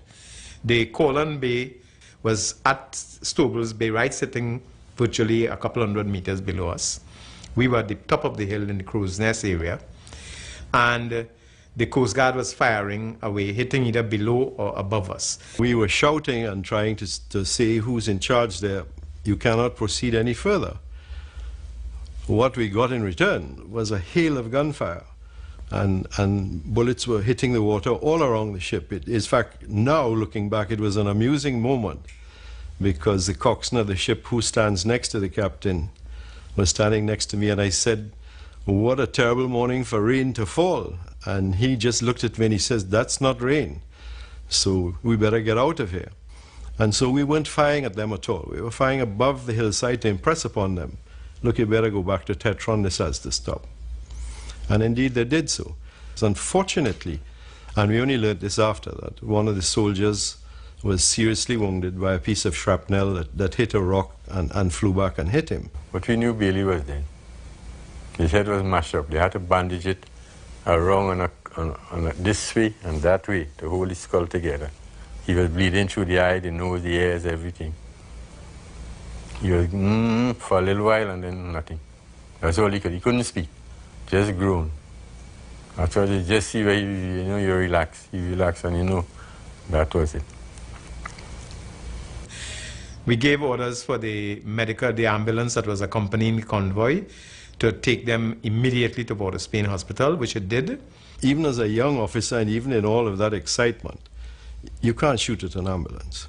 And the moment the ambulance came on the scene, I had to cease fire. And the ambulance, with siren blazing, went down and went past Stoble's Bay up to Port of Spain.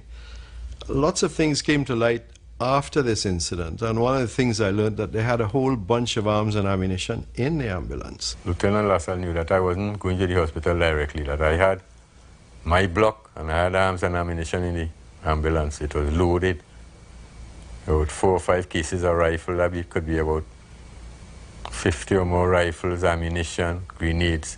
And I was going to arm my block. That is Alfred Richards' scheme. In fact, if there's one hero of 1970s, that young soldier that lost his life. Because it's just him falling that day must have created a terror and a feeling that this was real, and caused the whole thing to fizzle. And I think he may have died, but he was the hero of that morning, because he caused everybody to rethink what they were doing.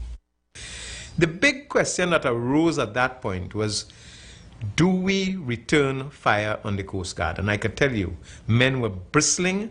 They wanted to return fire, because by now the troops' adrenaline was flowing. When they said not to fire,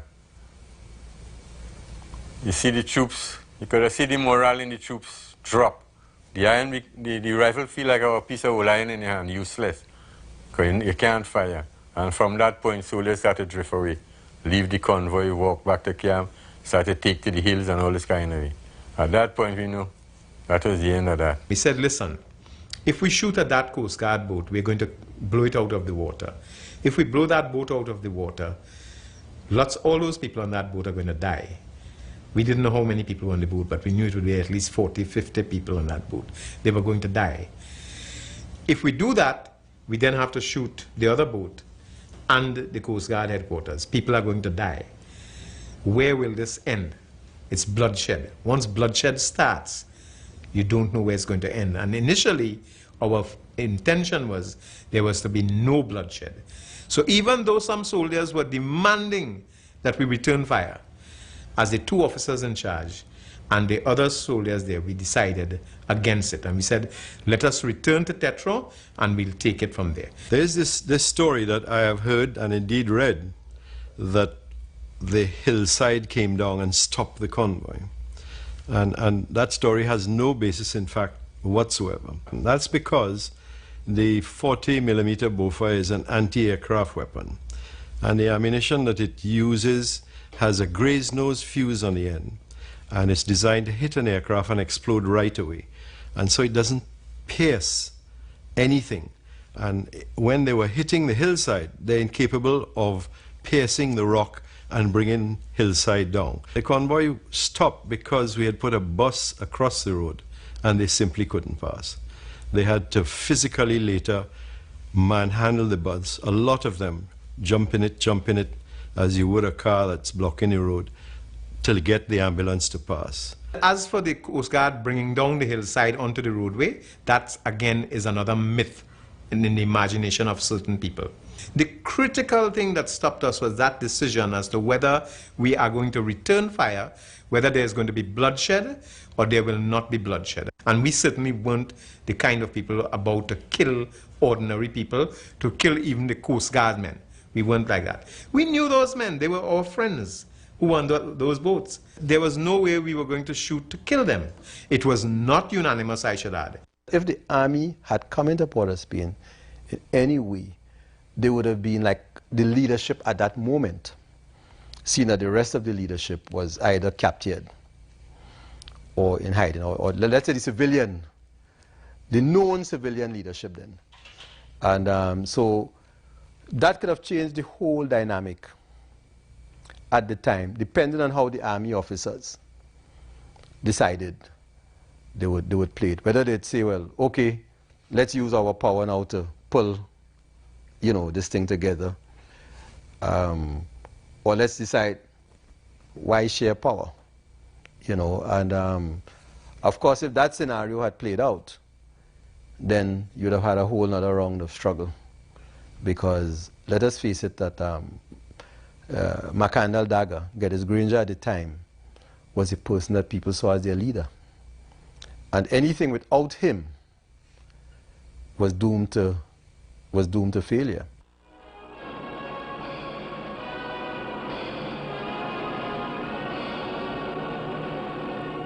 As a member, a senior member in this conspiracy, I sit down with him, LaSalle and Shah and others to sit down and actively plan it.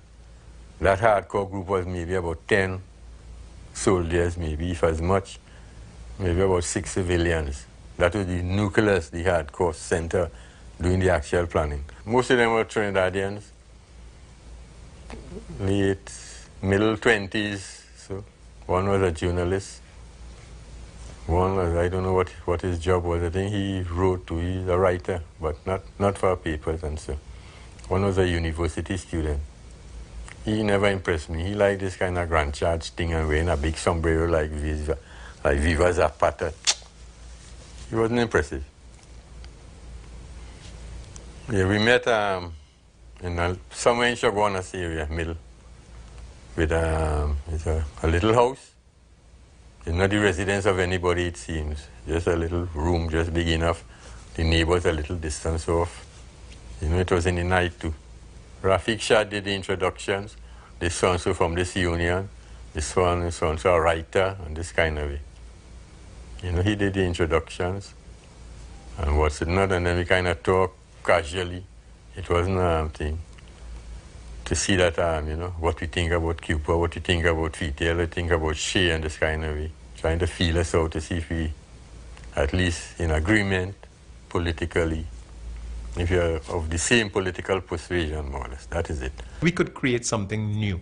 We were quite capable of creating a new society that did not have to be a communist society, but yet it could be a revolutionary society.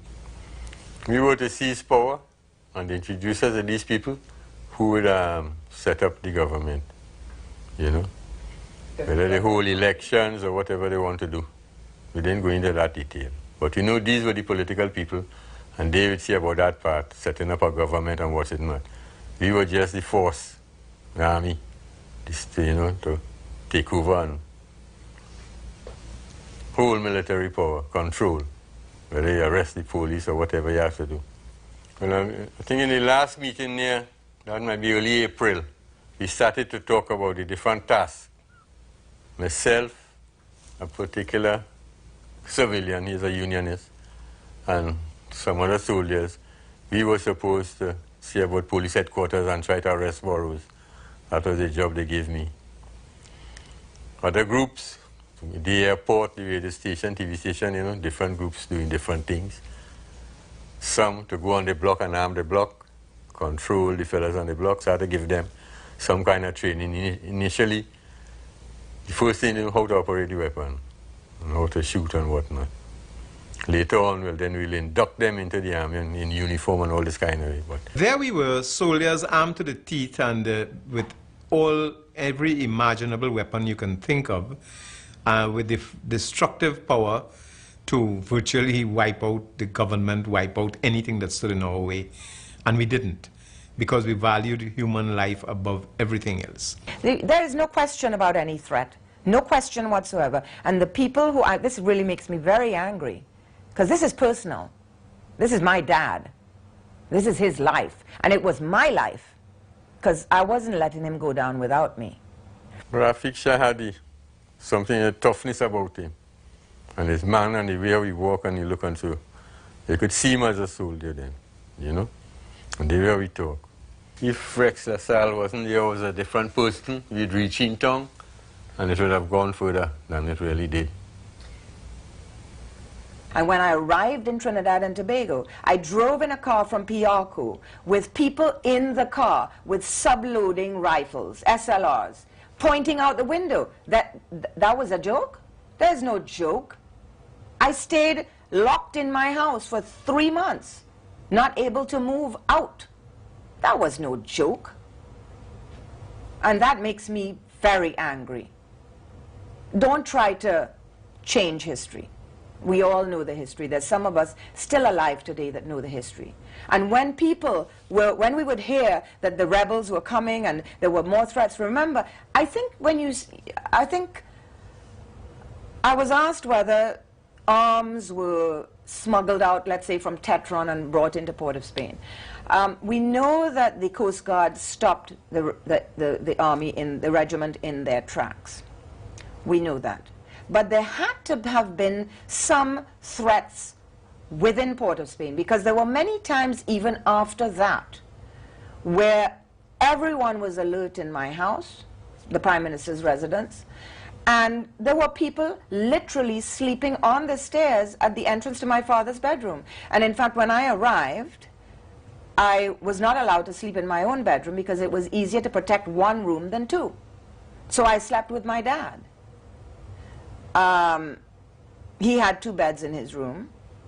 And I remember the first night, I asked for a .38 special revolver, and I got it. Had no clue how to use it, but these people gave one to me, because I was the last line of defense. I was in my father's room. And the first night I got it, I thought to myself, you know, when I don't wear my glasses, I can't hear while I see. So I had to sleep. I slept with my glasses on all night. Because if they were to break in that room, how the hell am I going to shoot someone if I can't hear and I can't see without my glasses? I slept with my glasses on. I was 19 years old. I've never even told, well, no, I shouldn't say I've never told the story, but I've certainly never told it publicly. There were some pictures on the wall in the Sergeant Mess. I think it was Williams, the Governor General, and the Queen. They mash up the Governor General picture and they mash up the Queen picture. But they didn't touch Sheriff Williams' picture. They leave it. I think one fella said, just turn it over to face the wall, you know. But from ever since, even when we were planning, he was always what to do with Dr. Williams. Nobody wanted that job to arrest him or anything. I don't know what they eventually would have done. They would have had to put him under house arrest or something. Certainly, there were people who were trying to unseat him. There's no question about that.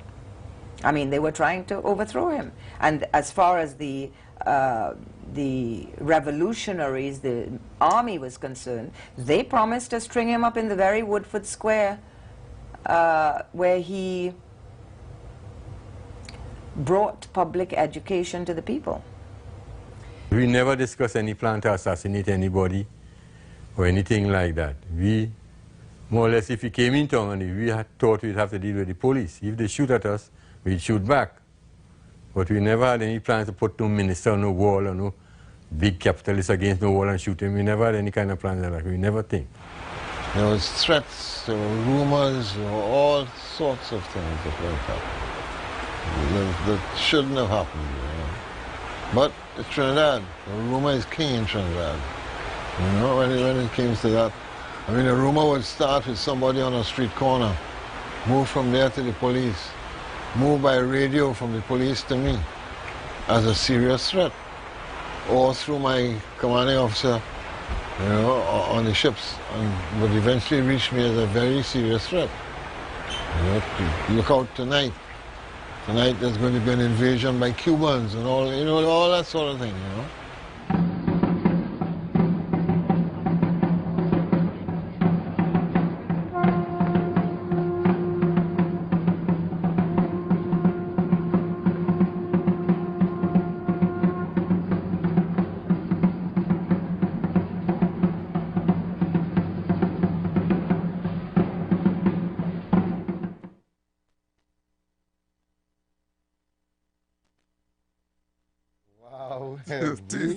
Every time you look at this thing, yeah, it's like you're getting a little too much information. I tell you. Do you see? The moon here is it's like a little too much. It's like a little too much. You go ahead and do you just see? get down this. Yeah. All right. Yeah. Do you see boy. this? This documentary really and truly has a wealth of information that we never knew about. Heavy. You see, I didn't know the army went against. You know. Well, a portion of the army. A portion of the army, yeah. Yeah, decided. Yeah, we go and take over. They lock up all the heads, the union leaders and all these people here. What? We fed up too. We going and go out there and lock up Randolph Burroughs, everybody. Lock up Eric Williams. You understand? But you see, the attempt to was to capture the boat, you know, what the leaders was on, you know. Yeah. That what I was going to do, but the Coast Guard blocked the road. And they took them onto the boat and took them out into the ocean. Out to the sea, yeah. They took them out to the sea. But they started They was going into Port of Spain. Eh? They was going into Port of Spain. See, you know what I said? I was going into the Port of Spain. About 6 band load of army. Arrest everybody. Yeah. Going to the TV station, the headquarters, the airport. Yeah, go in and just lock up everybody. Everybody. You understand? You understand? So this was not just no, I thought just demonstration and just protesting and all them things. I didn't know it was just normal citizens. It was that serious. I really didn't know that was that serious. And even in this, it showed where emotions took over when the soldier got his head open. Yeah. Right? However it went, because you know there's some he got that scrap metal because the Coast Guard was shooting these big rifles, this shell up in the air, up at them, and some people saying it's a piece of a rock that hit him in his head. Some people saying it's a piece of the sharp metal. Right. But nevertheless, he got hurt and he died, and emotion flare up where some of them were saying, well, now it's time to really attack. Yeah, because they were shooting around the boat. They were shooting in the water. You understand? The captain see thought rain was falling. Yeah. And then that rain. And but then instructions held, which was very good. Very good, yeah. The instructions went out, don't shoot, because they would have killed everybody in the boat. Did I kill everybody in the boat? They said, don't shoot. Hear what? And then the captain, when the captain on the boat realized that ambulance was coming in, he knew that somebody had got damaged. Yeah. He tell them, hold up. Hold up. Yeah, don't shoot. Yeah, don't shoot at the ambulance. The ambulance went in, got the guy, and even at that point, they load the ambulance with one attack guns and rifle and things. You hear the man said they had enough arms and ammunition was to go and give all them people in the street. In tongue. They'll go and give people gun in tongue and show them how to use it. You see, they say, what's serious? They say, what's serious? This was 1990. Yeah, boy. This is really, it was 1990. I want to see part 4. I want to hear what after. But let's take some phone We had the calls. words of Erica Williams, who speaking on her father's behalf and what went on in the home. Yeah. And it showed that they were really scared about They were coming there. scared. Yeah. She said that the man sleeping on the step. On the step. When they come to get her in the airport, SLR hanging out the window. Yeah. The whole thing. Sleep in one bedroom. We could protect one bedroom. We can't study two bedroom right now. Yeah. She and all had a gun. She said she asked for a 38. A 38 special. And she didn't know how to use it. And she don't even know how to use it. Let's hear Wow. from TNT. We hear from TNT. You know the numbers, so call 342-0081 and 466-5391. You know the numbers, I see. But I realize Eric William got a lot of pressure from the business, eh? Yes, yeah. To do something about it. Yeah. You understand? With the businessmen who spoke before, yeah, right? They made things very clear. Yeah. Hi, good evening, good afternoon, welcome. Good afternoon to the both kings of talk in this country. You see that part of it today? Brother man, you know what that stem from? That stem from just giving African people equal rights in the country. Remember that the Black Power movement was all about that from part one, you know. Yeah. It's places we wanted to reach. African wanted to reach, you know. That's why I tell people the PNM policies never change.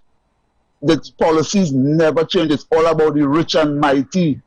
That's why the country reached in this position, and that's why they hide that information from the population. They hide that, but I was onto that as a young man. I didn't remember them things.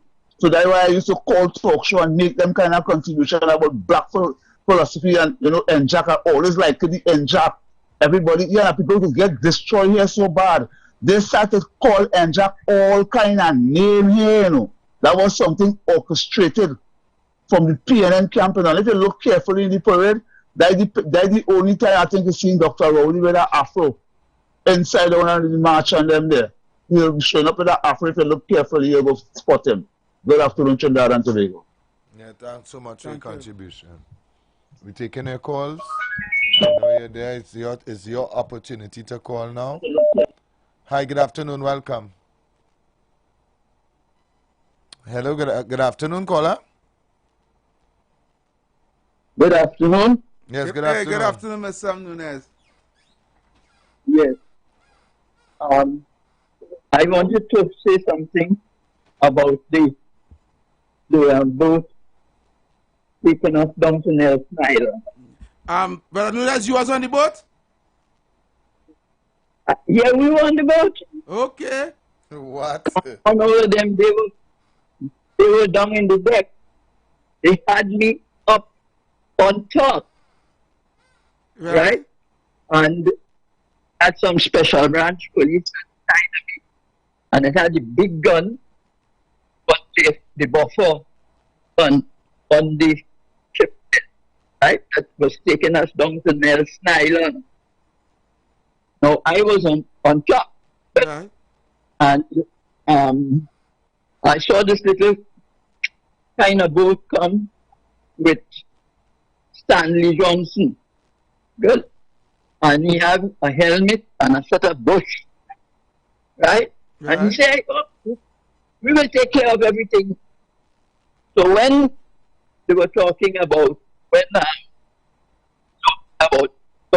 was, and it was really bullet, right? I was up there, you understand? On the deck, right?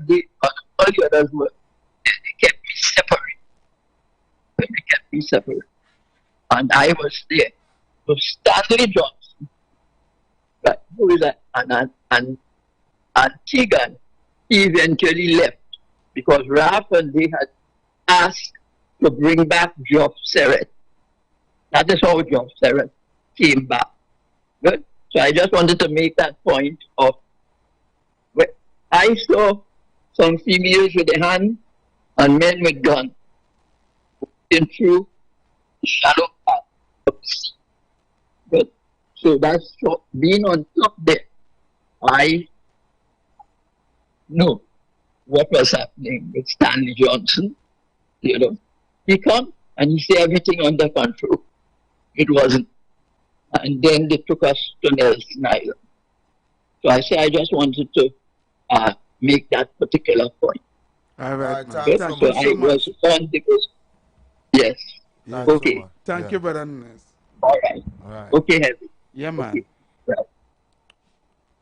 You know the numbers? You have your opportunity to call now. 342-0081 and 466-5391. All right. You can also send your voice notes to 342-0081. You can send your voice notes there. We will play your voice notes as well. All right. Let me see if there's any voice notes on this other number here.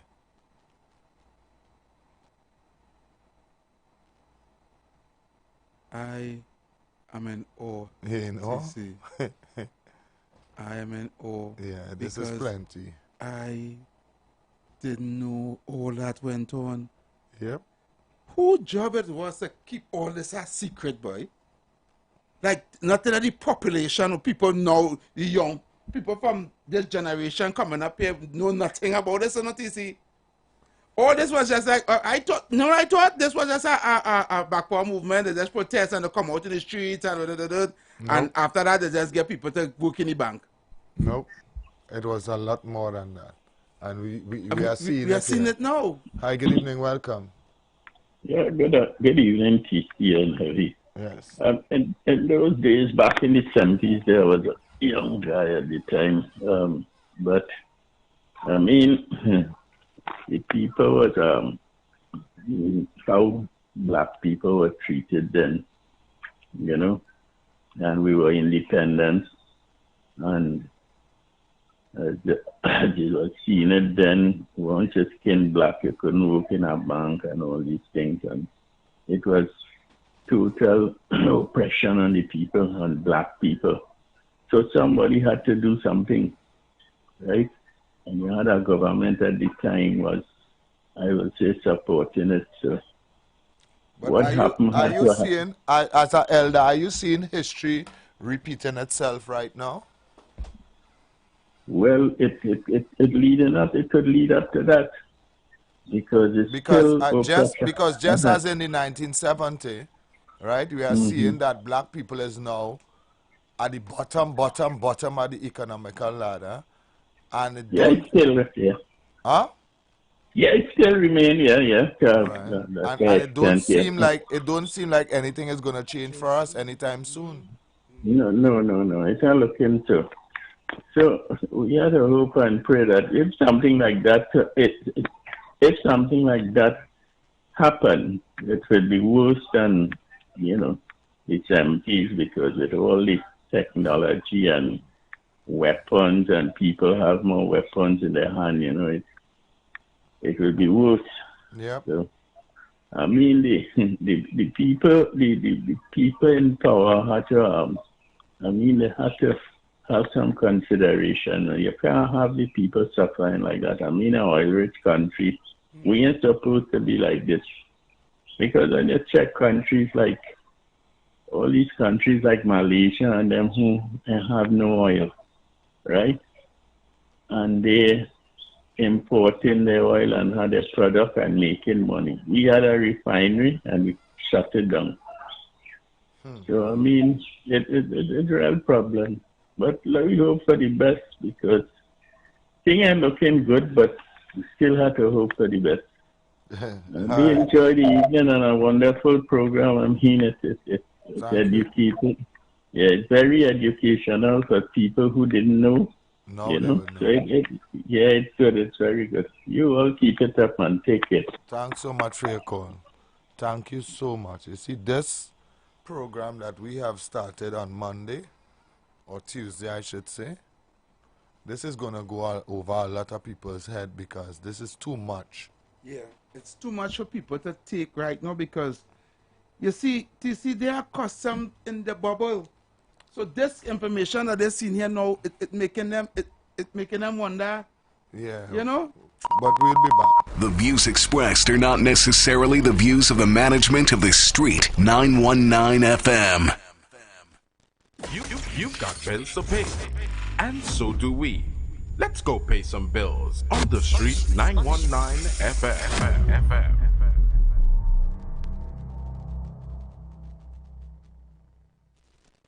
As we transition into summer, we continue to talk politics, current events, entertainment, and what's trending while balancing the talk with some of your favorite tunes, both old and new. Our purpose is to keep you informed and edify you, as well as to give you food for thought on the current affairs of this nation and the world. Keep it locked to the street, 919 FM every day, all day. Our on-air numbers are 342-0081 and 466-5391. Visit us on Facebook, Instagram, and TikTok. The Street 919 FM. YouTube, IWER TV. The Street 919 FM. Share the life. Renting a car in Tobago should be quick, affordable, and easy. Wow. Here at Onia Rentals, we make the process as simple as possible by using our easy e-sign-up. Yep, we can sign you up from just about anywhere using our tablets. See? All done. And everything goes straight into the cloud. Wow. Yeah, you're on your way. Are you coming to Tobago? Book your car rental with us and enjoy the most affordable rates in Tobago. But hurry, because cars go pretty fast. Call 361-1042. That's 361-1042. One more time, 361-1042. O'Neill Auto Rentals, Tobago, taking you further. The Street 919 FM mobile app is now live. Keep in the loop with all your favorite programs. Be in the know first and carry us wherever you go. Listen and watch us live at the click of your fingertips. Download our mobile app now. Go in your favorite app store, whether it be Android or Apple, and type in The Street 919 FM. Tune into The Street 919 FM this and every Thursday from 10:25 a.m. to 10:55 a.m. for the program Conscious Talk. Emancipation cannot be a one-day dress-up in African card event. It has to be a serious process in which resources are provided to our people to ensure they are emancipated. You cannot develop on handouts. That's another form of domination and control. When programs and policies are put in place so that you can develop economically, so that you can become business people, then and only then we can begin to talk about economic development. Conscious Talk.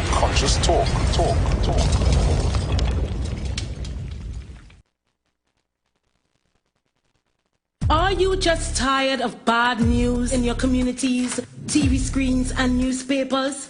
Well, I have good news for you. Introducing Positive Corner with Naka every Tuesday from 12:30 p.m. to 1 p.m. Highlighting young, vibrant, and future stars spreading our nation's banner across the world. Telling their story about their journey to success and overcoming the negativities that plagues our land. Come, let's sit, discuss, have a few laughs, but at the same time learn something new. Every Tuesday, 12:30 p.m. to 1 p.m. Positive Corner, where challenges are opportunities for growth.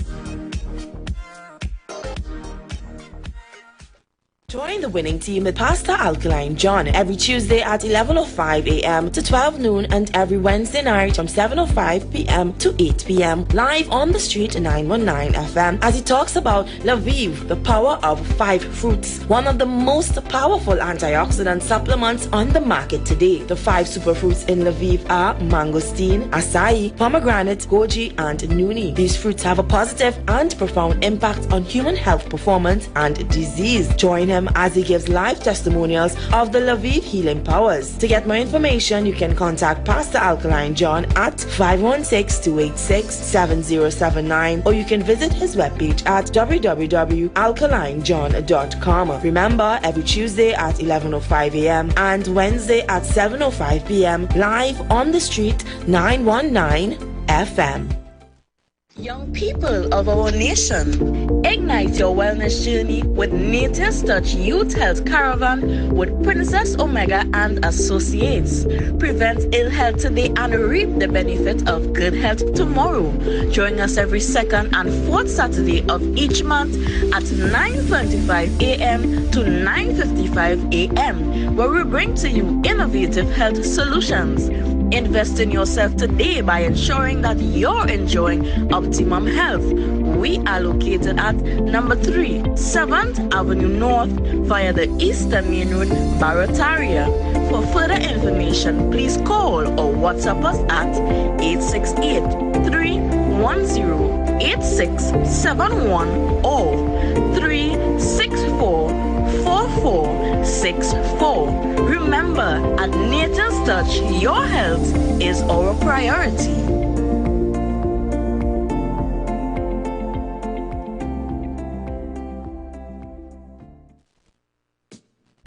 Let's praise Him, let's praise Him. Let's give God the praise. Let's praise Him, let's praise Him. Let's give God the praise. Let's praise Him, let's praise Him. Let's give God the praise. Let's give God the praise. Father God, we love you, and we know you love us too. God, we beg you for forgiveness for the wrong things that we do. God, we need your intervention. Too much evil in this land. In this land, in this land. Every day my people killing, shooting, fussing, fighting. God, we need your helping hand. God, that's flowing like a river through this land. Too much murders in this land. Flowing like a river through this land. God, we need your helping hand. Father God, we need your helping hand. But flowing like a river. Like a river. Let us give God praise. Get on your knees and when we start to God will hear from us and heal this whole country. Give God praise. Hallelujah. Glory. Hallelujah. Let's give God praise. Hallelujah. Glory. Hallelujah. Put up your hands and sing now, sing now. Glory. Hallelujah. Let's give God praise. Hallelujah. Glory. Hallelujah. Almighty God, we need you. There's no other God but you. You're protective and providing. We put faith and trust in you. God, blood is flowing like a river. Crime and murders every day. Every day, every day. God, you're the only solution. That is why we kneel and pray. God, blood flowing like a river through this land. Too much murders in this land. Flowing like a river through this land. God, we need your helping hand. Father God, we need your helping hand. Blood flowing like a river. Like a river. Let us give God praise. Get on your knees and when we start to God will hear from us and heal this whole country. Give God praise. The views expressed are not necessarily the views of the management of the Street 919 FM. Share the live. Share the live. The Street 919 FM on Facebook and Instagram. Share the live. Iowa George on Instagram. Share the live. Iowa TV and Street TV on YouTube. Share the live. The Street 919 FM. So come and touch it. Don't look so shocked. Don't just watch it. Doggy song.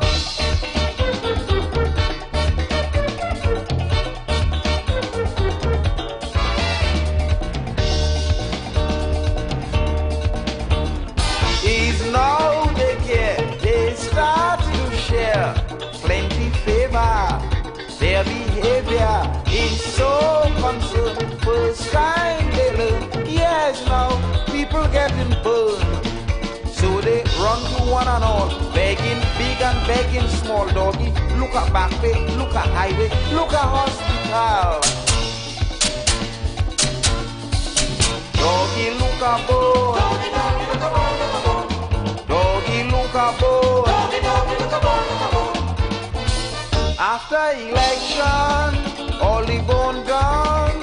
So come and touch it. Don't look so shocked. Don't just watch it. Doggy sock.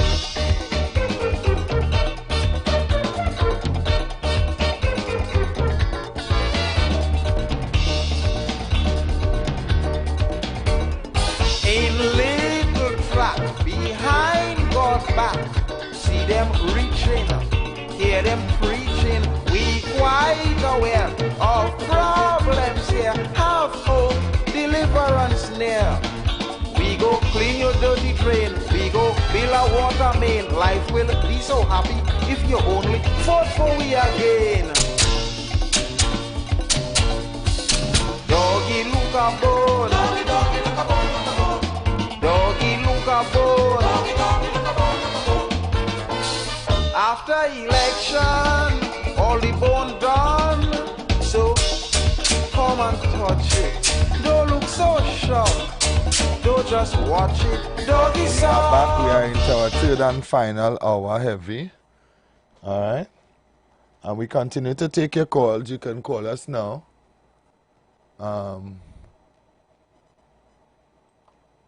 It's sent it to the I sent it Dave by mistake. I was supposed to send it for you. Yeah, you can't play it yet we because can't play it yet, but we have to yeah, we cut out the before that is kind of, that is sad, boy. Yeah, TC, so when we get it, we go talk about that. Yeah. TC, I am saying that this piece of history that we are listening and watching here on our show, I am saying that this is supposed to be history taught to our children. But I understand you. Hi, good afternoon, welcome. Yes. That's well, I'm just going deeper and deeper in this rabbit hole. But I mean, it's good. It's a good rabbit hole to go deep into.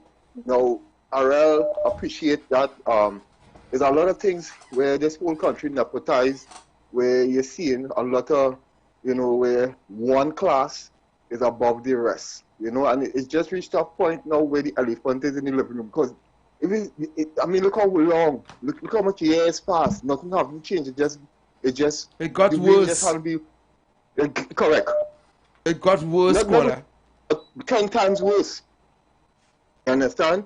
So where the system now reach a checkpoint, for we to move forward, we need to address certain things in this nation when it comes to this type of way of everybody want to step over others and be a classist system. And I drive in a Mercedes or I drive in a BMW. It's not about that. It's not about that. Because at the end of the day, these material things fade away where life remains. So we have to consider each other.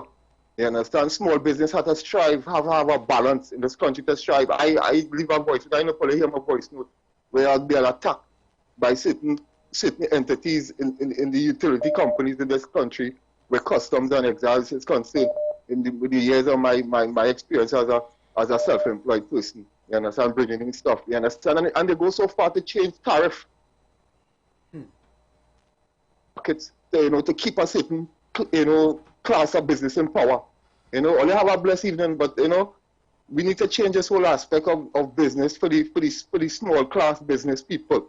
You understand? The lower class business people to strive. Right now they're trying to destroy that. That destroy. You understand? The entrepreneurs, give them an opportunity. This is too much of fascist mentality with other big companies in this nation. Only have a blessed evening. Thank you. Thank you. You know something? Is that next call? Yes, Steve is on the line. Okay. Caller. Hi, caller, good evening, welcome. Caller? Caller, good evening, welcome.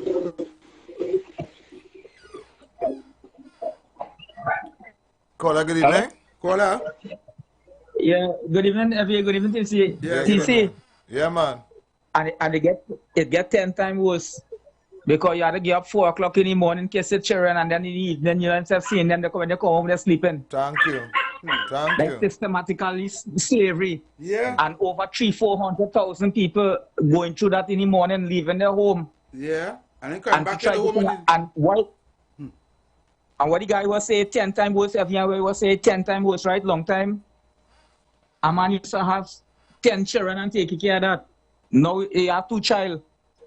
Two parents had to come out in the morning, every morning, to see about that. And heavy and TC, it gets worse because the army, when it was Rafik Shah and them now, who they're pulling out, they know they make a mistake and pulling this guy, and then it wasn't police and them all the time. The army, the Coast Guard, and the commissioner, all the institutions, yes, yeah, they have political appointees. They will not take it up for me then. Yeah, they are political appointees. They are appointees, thank you, Heavy, thank you 100, boy. TC, they can't fool you again, brother, at all. Bless. They can't fool you again. I'll never fool you again. Fool me once, you win. Fool me twice, come on. I ain't going when I told, I hung up on the person. I do apologize for that. I pressed the wrong side. You can call me back right now, caller. All right? You can call me back right now. I really apologize for hanging up the call on you just now. I pressed the wrong button. All right? So we invite you to call us back. Yeah. Rafik Shah and them was going to lock up Burroughs. Yeah. Why you think that's going to lock up Burroughs? Because at that point, right? Burroughs wasn't doing the right thing. Not only that, Burroughs was the only person standing between them and the Prime Minister. And the Prime Minister, yeah. Because he was in control of the police service. Yeah. And he also was a political appointee. Yeah. You understand? Just like how we had Earl as a political appointee now, just so we had Burroughs as a political appointee then.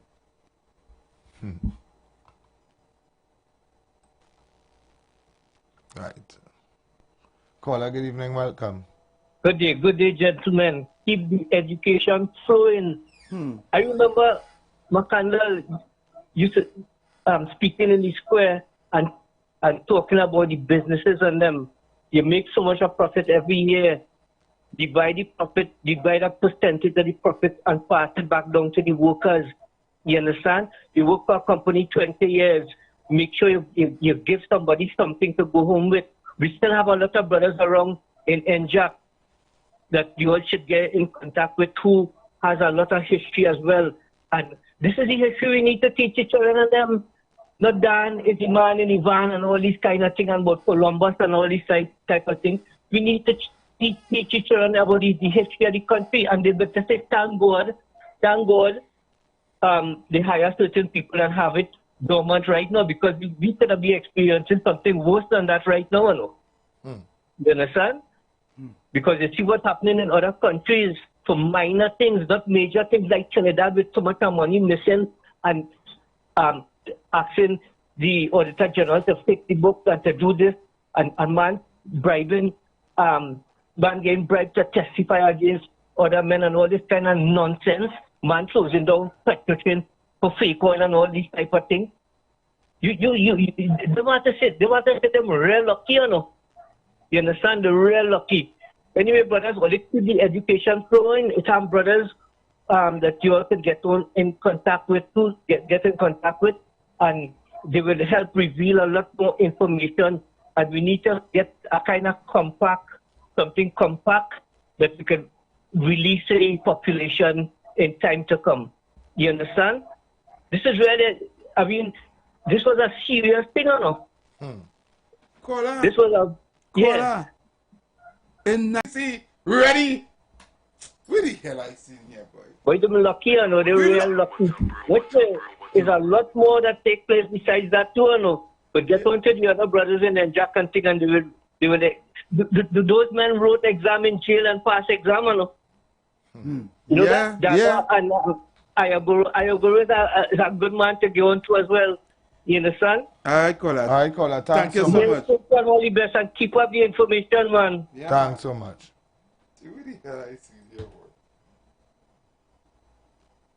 Good program as usual. That's why always the number one program on our evening.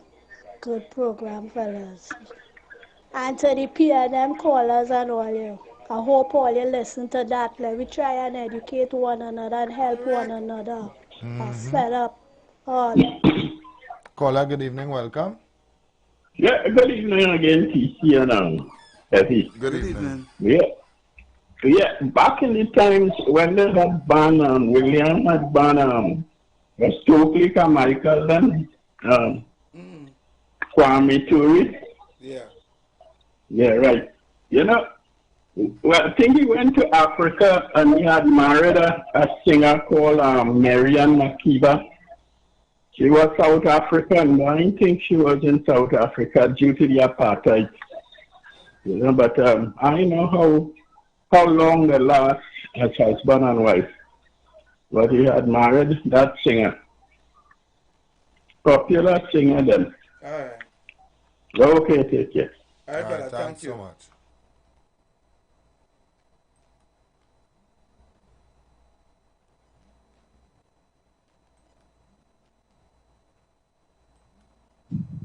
Good evening, TC and Heavy. This is Juice. Yeah, Juice. Now, first thing, the lady in the video, right? She wasn't the same one who wanted to lend Trinidad money. Yes. Anyhow, Where she get it from? something come to mind that watching that 1970 debacle make me think. You know, currently most of the military and possibly the military and the police, they controlled by the PNM. Yeah. Let's say Kamala wins the next election, right?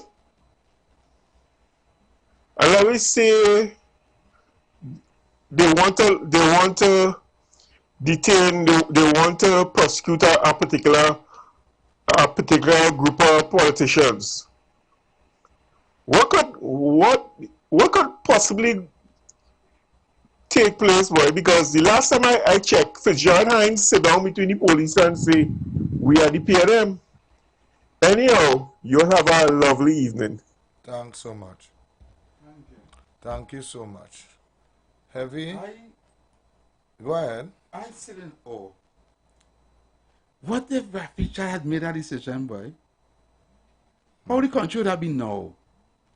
What do you think would have happened? A decision, a simple decision could have changed history, not easy. Yep. A simple decision. He probably looking back to, I wonder if I make the right decision, boy. But then again, he wanted to prevent bloodshed. Bloodshed. He wanted to prevent bloodshed. He didn't want bloodshed. Well, I have a video here that was sent in. All right? Yes. And we would like to share this with Trinidad and Tobago. This is where our country is really going. This is where it's going now. And then to make it worse, the small man really don't have no space here again. Yeah. Right?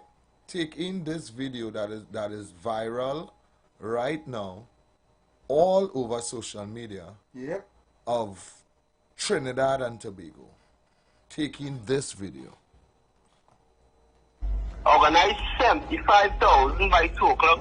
Wait. It's double guy selling my. I don't have that kind of money. Organize 75,000 by 2 o'clock. 3 o'clock is 3 in earlier. So that money could organize by that time. And we could see about the rest. You know what I'm saying, big dog? I'm listening to you. Organize up yourself, right? Matter of fact, later you go call parallel touching because I'll show you how serious I is now, you understand? So all you want to touch me up and things for I mean doing all nothing? You look out for something later because I find like you're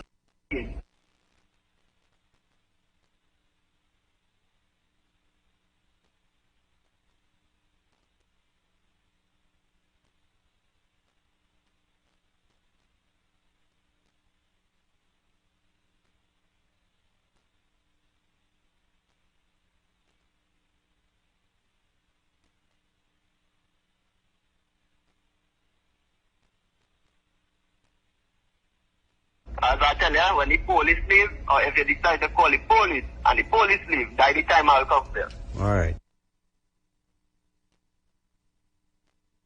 What is this man If it supposed decide to to call do? the police, The lines was down just now. We apologize, Sorry. but that was in the middle, in the little dead spot you hear there. yeah, we are telling earlier that The guys came down the street, 2 guys. Yeah. When they tell him later, they go pass and give him a touch up. Matter of fact, we'll come back later and give a little touch up. Right? You heard a little silent spot. They ran down the road, 2 guys, and shoot at the man house. Right? Pointed guns at the man house and shot at the man house. And then call him back after and tell him, well, when the police gone, if all they decide to call the police, are coming for that is when I would come for you. Right? This is what we facing in Trinidad. What is that doubles man? Because he can't pay. He cannot pay for security, armed security to stand up next to his double stand to sell doubles. No. Right? No. Where is he supposed to go and sell doubles? In front of the police station? Inside the police station? In the yard? Where is he supposed to go and ply his trade now? If he have a certain clientele that does come every morning looking for him on the Eastern Main Road, let's just say in St. Joseph, in San Juan, and where is he supposed to go now and sell his doubles? Move? Huh? Well, listen to the update. Extortion has led to the close down and go into hiding fearful for our lives after they shoot up our house and vehicle. A specific group or organization has been threatening, taxing, and terrorizing civilians in St. Augustine, Presal area within the past months and been successful with no police and law intervention, no protection for we law-abiding citizens. So the doubles man closed down. Yeah, and here he says a specific group. So then he have an idea of who is the people. So he made reports to the police station saying, listen, I believe it's so and so, you know. Right? And that real sad. Real sad. That real sad. So the man had to close down. He had to take his family and go into hiding. I'm going to hiding. Leave your house. Leave the comfort of your home. Go into hiding. Because all he and work for $75,000, boy, what that? Yeah. Well, it was $75,000. All he and call and say 10,000 and heavy. It's chin all year. It's chin all year. Yeah. Chin all year. Chin all year. Yeah. $75,000. All you could make up that quick. Wow. 75,000. I feel it for them. It shows that it's lawlessness, TC. Them comfortable calling your phone. Heavy the comfortable. Not even a private call. No. The comfortable calling your phone. Nah, man. And the man really say, I feel this joke I'm making. I send them to touch up. I will pass and touch up later. And you already send me to pass and touch up. Yeah. Because you're confident that nothing will happen to them. He said that, right? And if the man who said that to call the police, the man never really come and touch him up. Yeah, the police never around. Call her. The man said later, I go pass and touch up and pass later and touch him up. First, your confidence. Yeah. Call her good evening. Good afternoon. I don't see your question. This is your ads on underground law. I hear another feedback. I'm not hearing. We're not hearing clearly what you're saying. You're going and coming. Going back and coming. Yeah. Do you hear me now? Yes, we're hearing you now. Yeah. What is your stance on, like, underground laws or cities law having, weapon criminals have weapons? What's the problem? If I have a business, why can't I protect myself? Exactly. I just want to know how will you feel towards that. I believe if you have a business, and you're in the right state of mind, and you go through the right procedures, give you the firearm to protect yourself. You understand? And then they have to have laws to protect you, right? because we have standard wrong laws here. Oh, it have it. Well, we in the South. Right? But I just think, why? I mean, I could protect my home. Me even being in a car, I cannot strap up underneath even going out. Because I never know. Right? All should be proper players and to train it, listen how to use, to clean, how to, you know what I'm saying? So you're not just giving any and anybody. Well, now they do, but your mental health and stuff need to be right. I understand that, but that what I just heard there, that is scary. That is scary, and why citizens are okay? Because it's not coming to your doorstep. Don't ever think it cannot come to your doorstep. We cannot think like we're untouchable. Exactly. This is crazy. They need control. I digress as usual. Well, and I am sorry. I always tell you, I'm a proud gun holder. I love having. I feel sick because at one point here in Atlanta, we had holes to the point that yeah. Mr. Atlanta, breaking up again. Mr. Atlanta, breaking up again. Okay. All right. You can call us back a little later because you're breaking up very, very bad. Yeah. Right? Caller, good evening, welcome. Caller, good evening, welcome. Yeah, good. This is IT again, call them back again. Yeah, make it short and sweet, let's go. Yeah, short and sweet. Well, boy, I'm real sorry to see what our extortion videos are about. That is real ridiculousness. But all stem from the basic, what we was talking about, where the shows, where the bullying starts from the head. Yeah. You know, and this is the kind of mentality these have. Not only that, the guys back, like McCandle Dagger, is educated men that who was taking a stand for the black righteousness in the video. You could see the features of the men, they're educated, you know, they're not on no violence. And this is the kind of thing, this country just stemming on its negativity and illiteracy. You understand where I'm coming from? And look at this. Eric Williams doesn't show you how the classes system so illiterate. Eric Williams' daughter say, she had to get your glasses to hear and see. You didn't hear the video, the documentary to hear and see. You had to get your glasses to hear and see. She can't hear and see without your glasses. Without your glasses. And like, what kind of way? Anyway, but only have a blessed evening. Real great program. Only have a blessed evening. Thanks, man. Thanks. Caller, good evening. Welcome. Hey, TC and Evie. Good evening. Good evening. It's better to be judged by 12 than carried by 6. All these big people and all their sense. Yeah. Evie and TC out of a lawyer, buying a gun and hiring a lawyer, which one cheaper? Between buying a gun and hiring a lawyer, I think buying a gun cheaper. Yes? Thank you very much. Right? So, who big on our sense, I'll go and watch a movie called God and Guns, and I'll go understand. Have a good evening. All right, brother. Thank you. Caller, good evening. Welcome. Hello? Yeah, caller, good evening. Yes. Let me say good afternoon to you. Let me say good afternoon to the country again. And this year, I must say, as a speaker, when you sit down there, is a bad speaker. And I know you're going to tell me when my time is up, so let me get down to it one time to see. Yeah, because it's a touching statement going on with that establishment. You see, nowhere in the world a commissioner could tell the citizen that her crime plan is to pray to God, and she still has a work. Nowhere in the United States of America that commissioner would have been stayed there.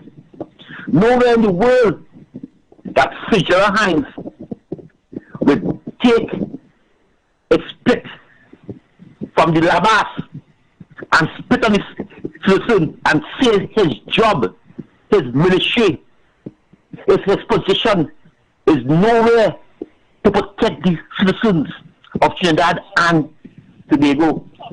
You see now, the commissioner, Fitzgerald Hines, they fail the people of Trinidad and Tobago. Shame in Dr. Rowdy's face. Big shame. A political spit in his face. And he appointed Keith Scotland as a junior minister. He tell us that Kamala will have the biggest cabinet in the country. Today, Dr. Rowdy have one of the largest cabinet in this country. Each ministry has 2 individuals in it. From the Ministry of Finance, Colin Inbert, Young Manning. At the Ministry of Works, Ronan Sullivan, and this young boy who now get the eat food. So the Ministry of Housing, Leon's Tony Robinson, the Ministry of National Security, Keith Scotland. So he that work day, he get Scotland to eat a food. Nowhere in the world that you can see police putting more money and more technology into giving tickets on the road. The whole of the police service will be fired because you see the passionate and the seriousness they put in on people on the road. You see, if they take that and put it to stop the crime fighting in the country. Today, people on the road behaving very well. They can't check the tires no more because most cars have brand new tires. They can't check the lights to see the lights. You know you're going for? You tint. You tint now. Just now. All you tint will be removed. So I don't know what they're going to find because I'm telling you, the safest. But which part is on it? You see? No info the safest is on the road. You can go on the party, you can't get killed because thousands of police on the road. You can go on the road and park it. It's more safer on the nation road than your own house because the police have vehicles.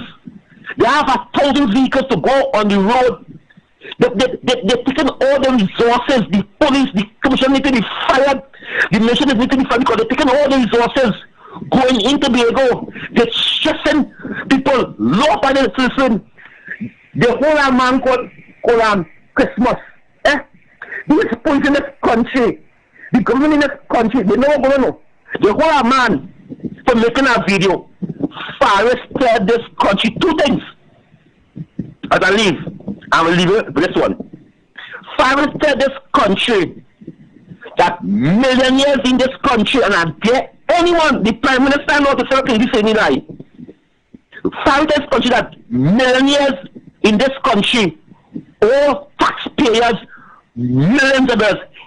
In Faris' first year as the Attorney General, he told the citizen that millionaires in this country, we hear some months ago how much with the station and down there by the stadium, how much millions, how much with the station.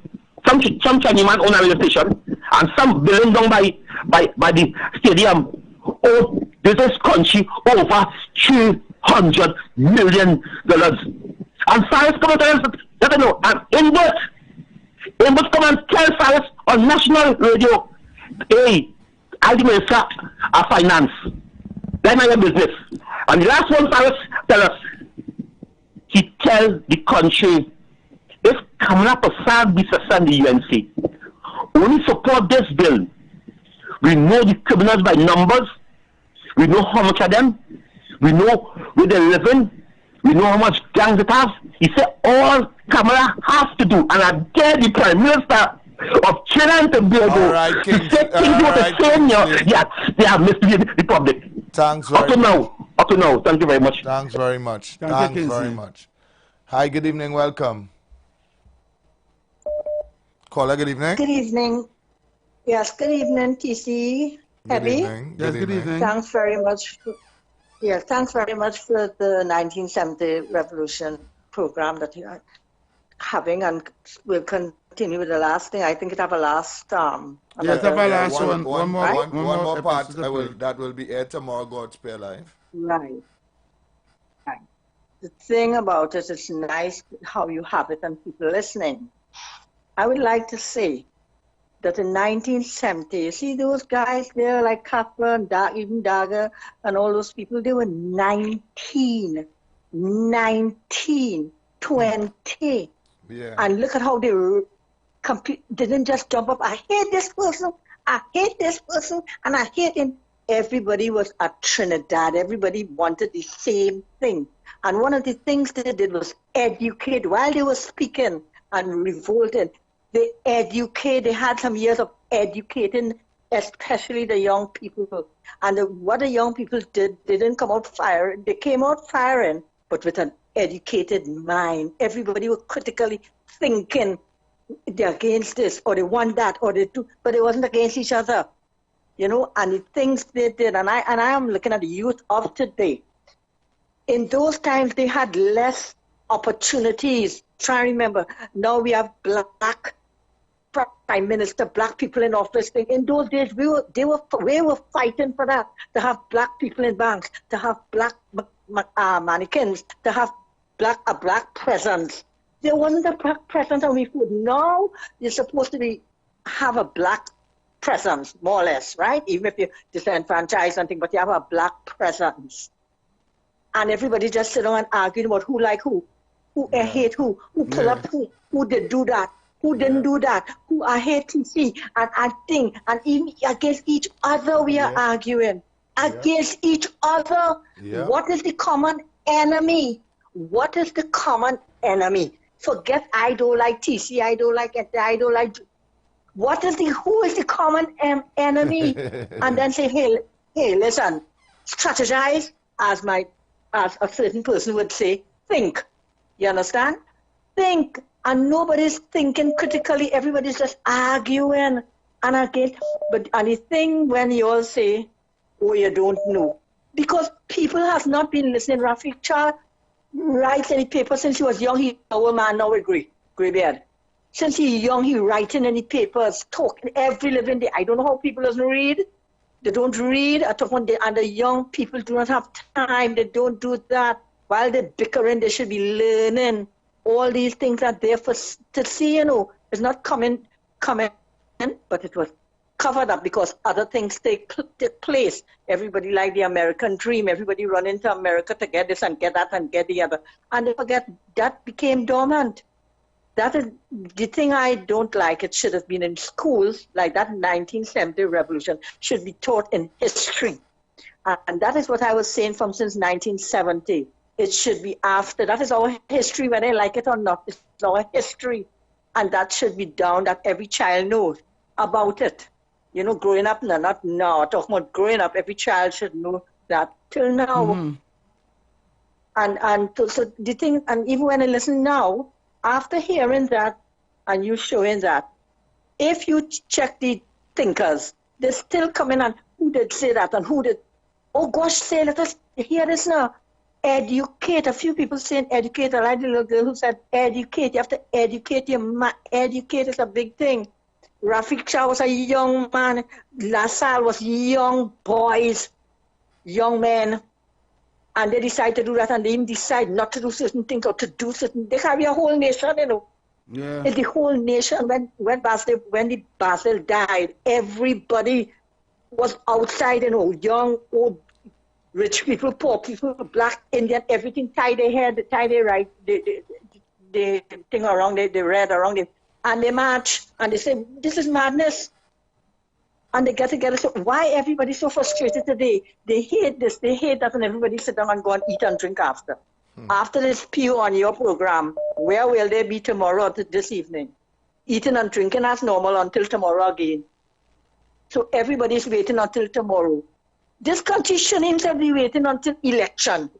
People still waiting. So next year, so when Kamala, so when TC, as in Dreamland, if something happened to you, I'm not telling you to go and you have to do something in whatever way, even if it's your children, get them properly well, because don't think that in anything happen next election, whoever is there, they will still be thinking they come to save them. They'll still be waiting for the person to save them.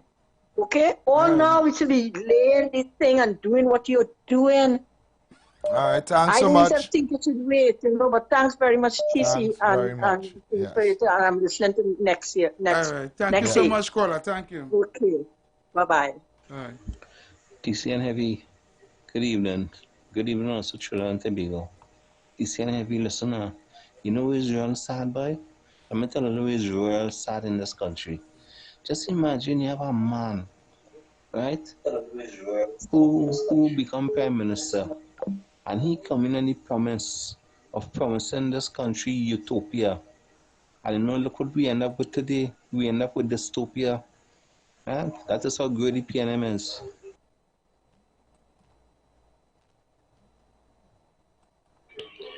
This is really frightening. I already heard this yesterday. Somebody in that area was talking about the doublesman and so forth. That's a sad thing. What is going on?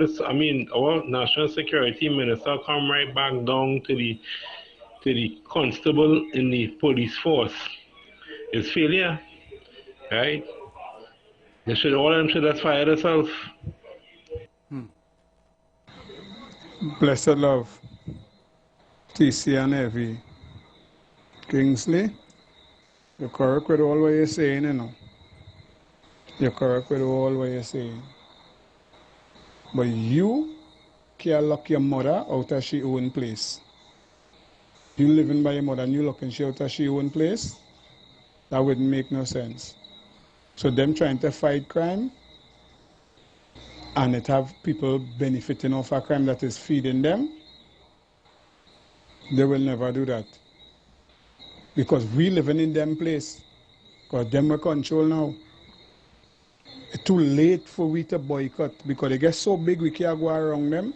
And they're so tall we can't go over them. Solid as a rock, we could never get to go through them. Caller, good evening, welcome. Yeah. Caller, good evening, welcome. Yeah, good afternoon again, TC and Heavy. You hear me? Yeah, we hear you loud and clear. Okay, this history will not be able to be taught to nobody in this country one day as a PNM, because with next question after the history they will ask, who is the government in charge? All these struggle came up under the same policy that we are living today. I want to say good afternoon to those leaders who did not see it fit to keep this in the public space. This is the problem we end up in. And if you don't feel this is history, you see this 10 years that Dr. Rowley put on this country, you see this 10 years, 20 years from today, all will have the next history for the generation that's coming there, because this is total disrespect. It's petrol gone. Every asset that belongs to the state was sold out. Everything shambled out of the country. This is a history to develop in here. So you see this thing? Government has to change. Good afternoon, Trinidad and Tobago. Thanks very much for your contribution. Thank you so much. Hi, good evening, welcome. Yeah, good afternoon again, TC and Heavy. Good evening. Well, this 1970 history there, it's great. I think they said it will finish tomorrow. But when you're done, you can focus now on 1975, which I think that included Bloody Tuesday and locking up of weeks and as some of the union leaders, you know, when they were trying to march from San Fernando to Port of Spain, and they were beaten and tear gas was thrown at them, and a lot of bacchanal. Well, that exciting times like just from the 1970s. So if you get a chance to, you can see if you can highlight that as well. All right, Koda, thank you. Take care, gentlemen. Yeah, man, thank you so much. Thank you so much. Watchman, I wouldn't be surprised if the police and them are all involved in that. Jovers, who knows, them will be getting a cut in that same way. Yeah, and that's 75, eh? That big 75 and a 75. Hi, good evening, welcome. Yeah, fellas, I just really called to say, I appreciate the historical content today. I mean, I just get to see a snippets of it online, like via Dominic Calicosar and stuff, but I really wish it had an easily accessible place where people could just go and get the archives and see the history and stuff, because around personally, it's good to know some of the historical challenges the country would have had now to reach where we are today. Not saying that we're so far ahead, but it's good to know where it came from. Yeah, so you could know and prevent from making them errors again. Yeah, caller, thank you. Good afternoon, Aggie. I would like to ask if you all could ask David Mohammed and his committee, the Emancipation Committee, if they could lobby for all this information to go down in our school curriculum for our youths. You understand? Because I think this is very important for us to know as a people what it is really transpired in this country and our history, what is going on right now. So please, I'm asking. Thanks. All right. Panadol, you're calling whole evening. We're going to take your call. Panadol, where's he saying? Okay, good afternoon. I sorry, I imagine your whole evening I listen and talking. And have you ever been to Gaspery Cave? To where? Gaspery Cave, Gaspery Island. No. You're coming in? We went to the island, but not to the cave. I never went to the cave. Okay, all right. There's two guns on top there. On top, like you're hiking from the Catholic Church. When you enter Gaspery Island, right? You're entering from Port of Spain. And you're coming in. There is a Catholic church. Pardon? What does that have to do with what we're talking about? Well, there are two guns up there. Do you know them two guns never fired? The man giving a history. Anyway. The two guns never fired?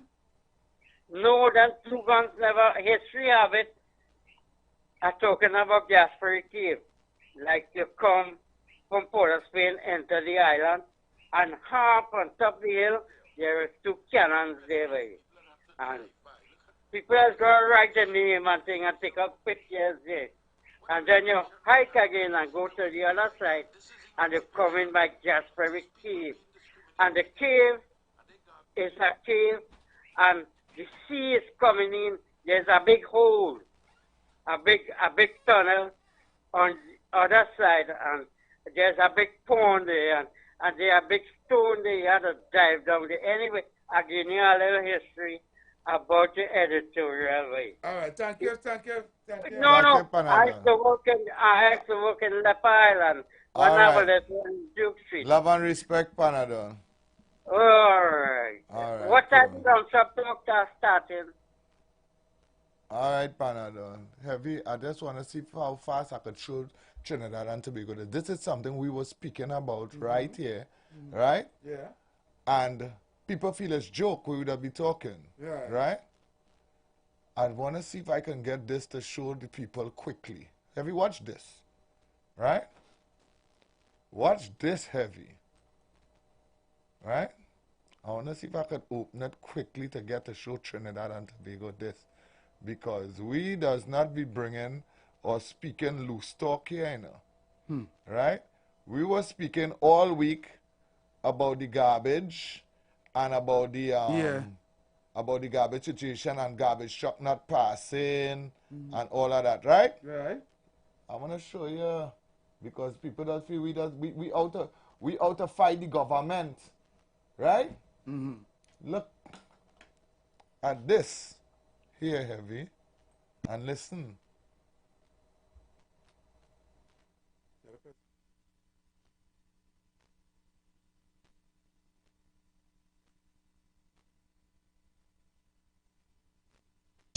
What about the people that live there?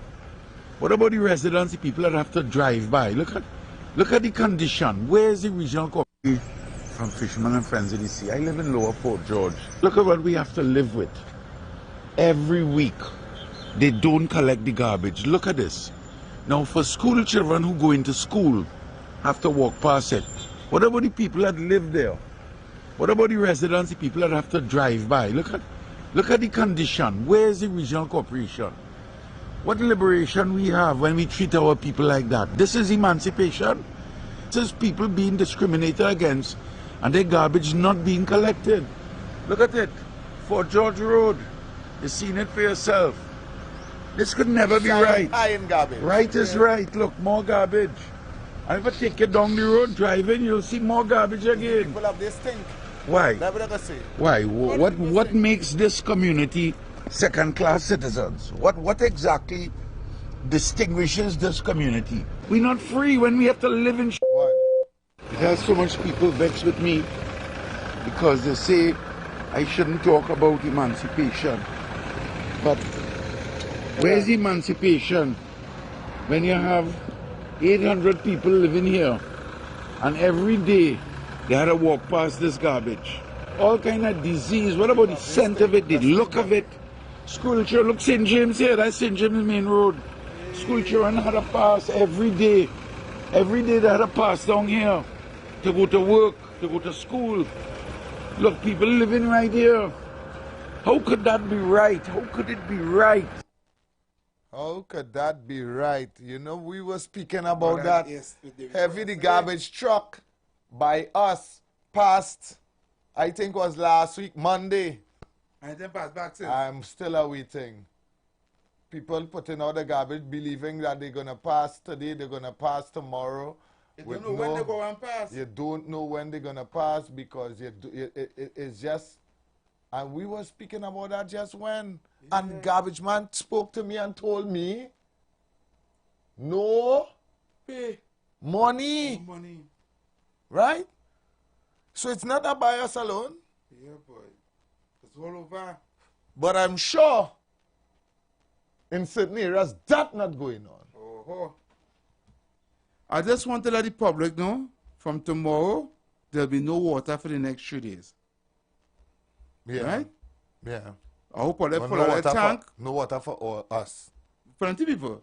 Yeah. 500,000 people going to be affected. Yeah. Right? Check online to see the areas if your area is going to be affected. I already checked and I know we're going to be affected here. Yep. Right? So, pull up your buckets, your pans, your bottles, your barrels, your tanks. Make sure everything full. Wash. Put away everything. Because for the next 3 days, there'll be no water. Mm-hmm. And you know sometimes they say 3 days and end up to 5. Yep. Right? 3 days is just the the average. Yes. Right? Yeah, we'll put it up there. Yeah, look at that. But we don't have time to put we don't it have time to put it up there. there. Just put it on the screen so they can see. Yeah, you can put it on the screen, but you know. So it's going to be from tomorrow, from noon until Sunday. Until Sunday. No water. So right? Auntie, keep safe. Take your last bath tonight. And make sure. Heavy say take buy your last plastic bath. fork and spoon and plate. So you don't have to wash your wares. And throw the garbage where? And throw, oh gosh, I don't have no garbage. Pick it. Burn it. Lord, you can't Until say that. tomorrow, we'll be back here, same time, same place, we gone. Yes, thanks so much for having us. We have the final episode to show you all tomorrow. Yeah. All right, so stick and stay. Future of Talk is out. The views expressed are not necessarily the views of the management of The Street 919 FM. You've got bills to pay, and so do we. Let's go pay some bills on The Street 919 FM.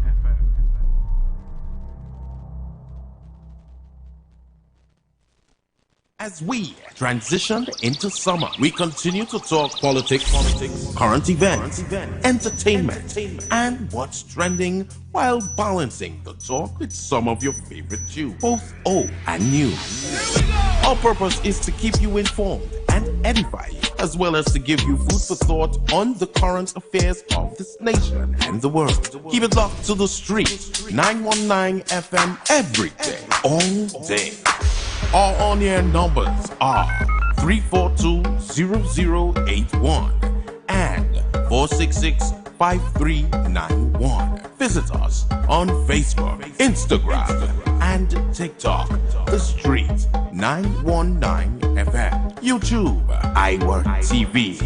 The Street 919 FM. Share the life. Share the life. Oh.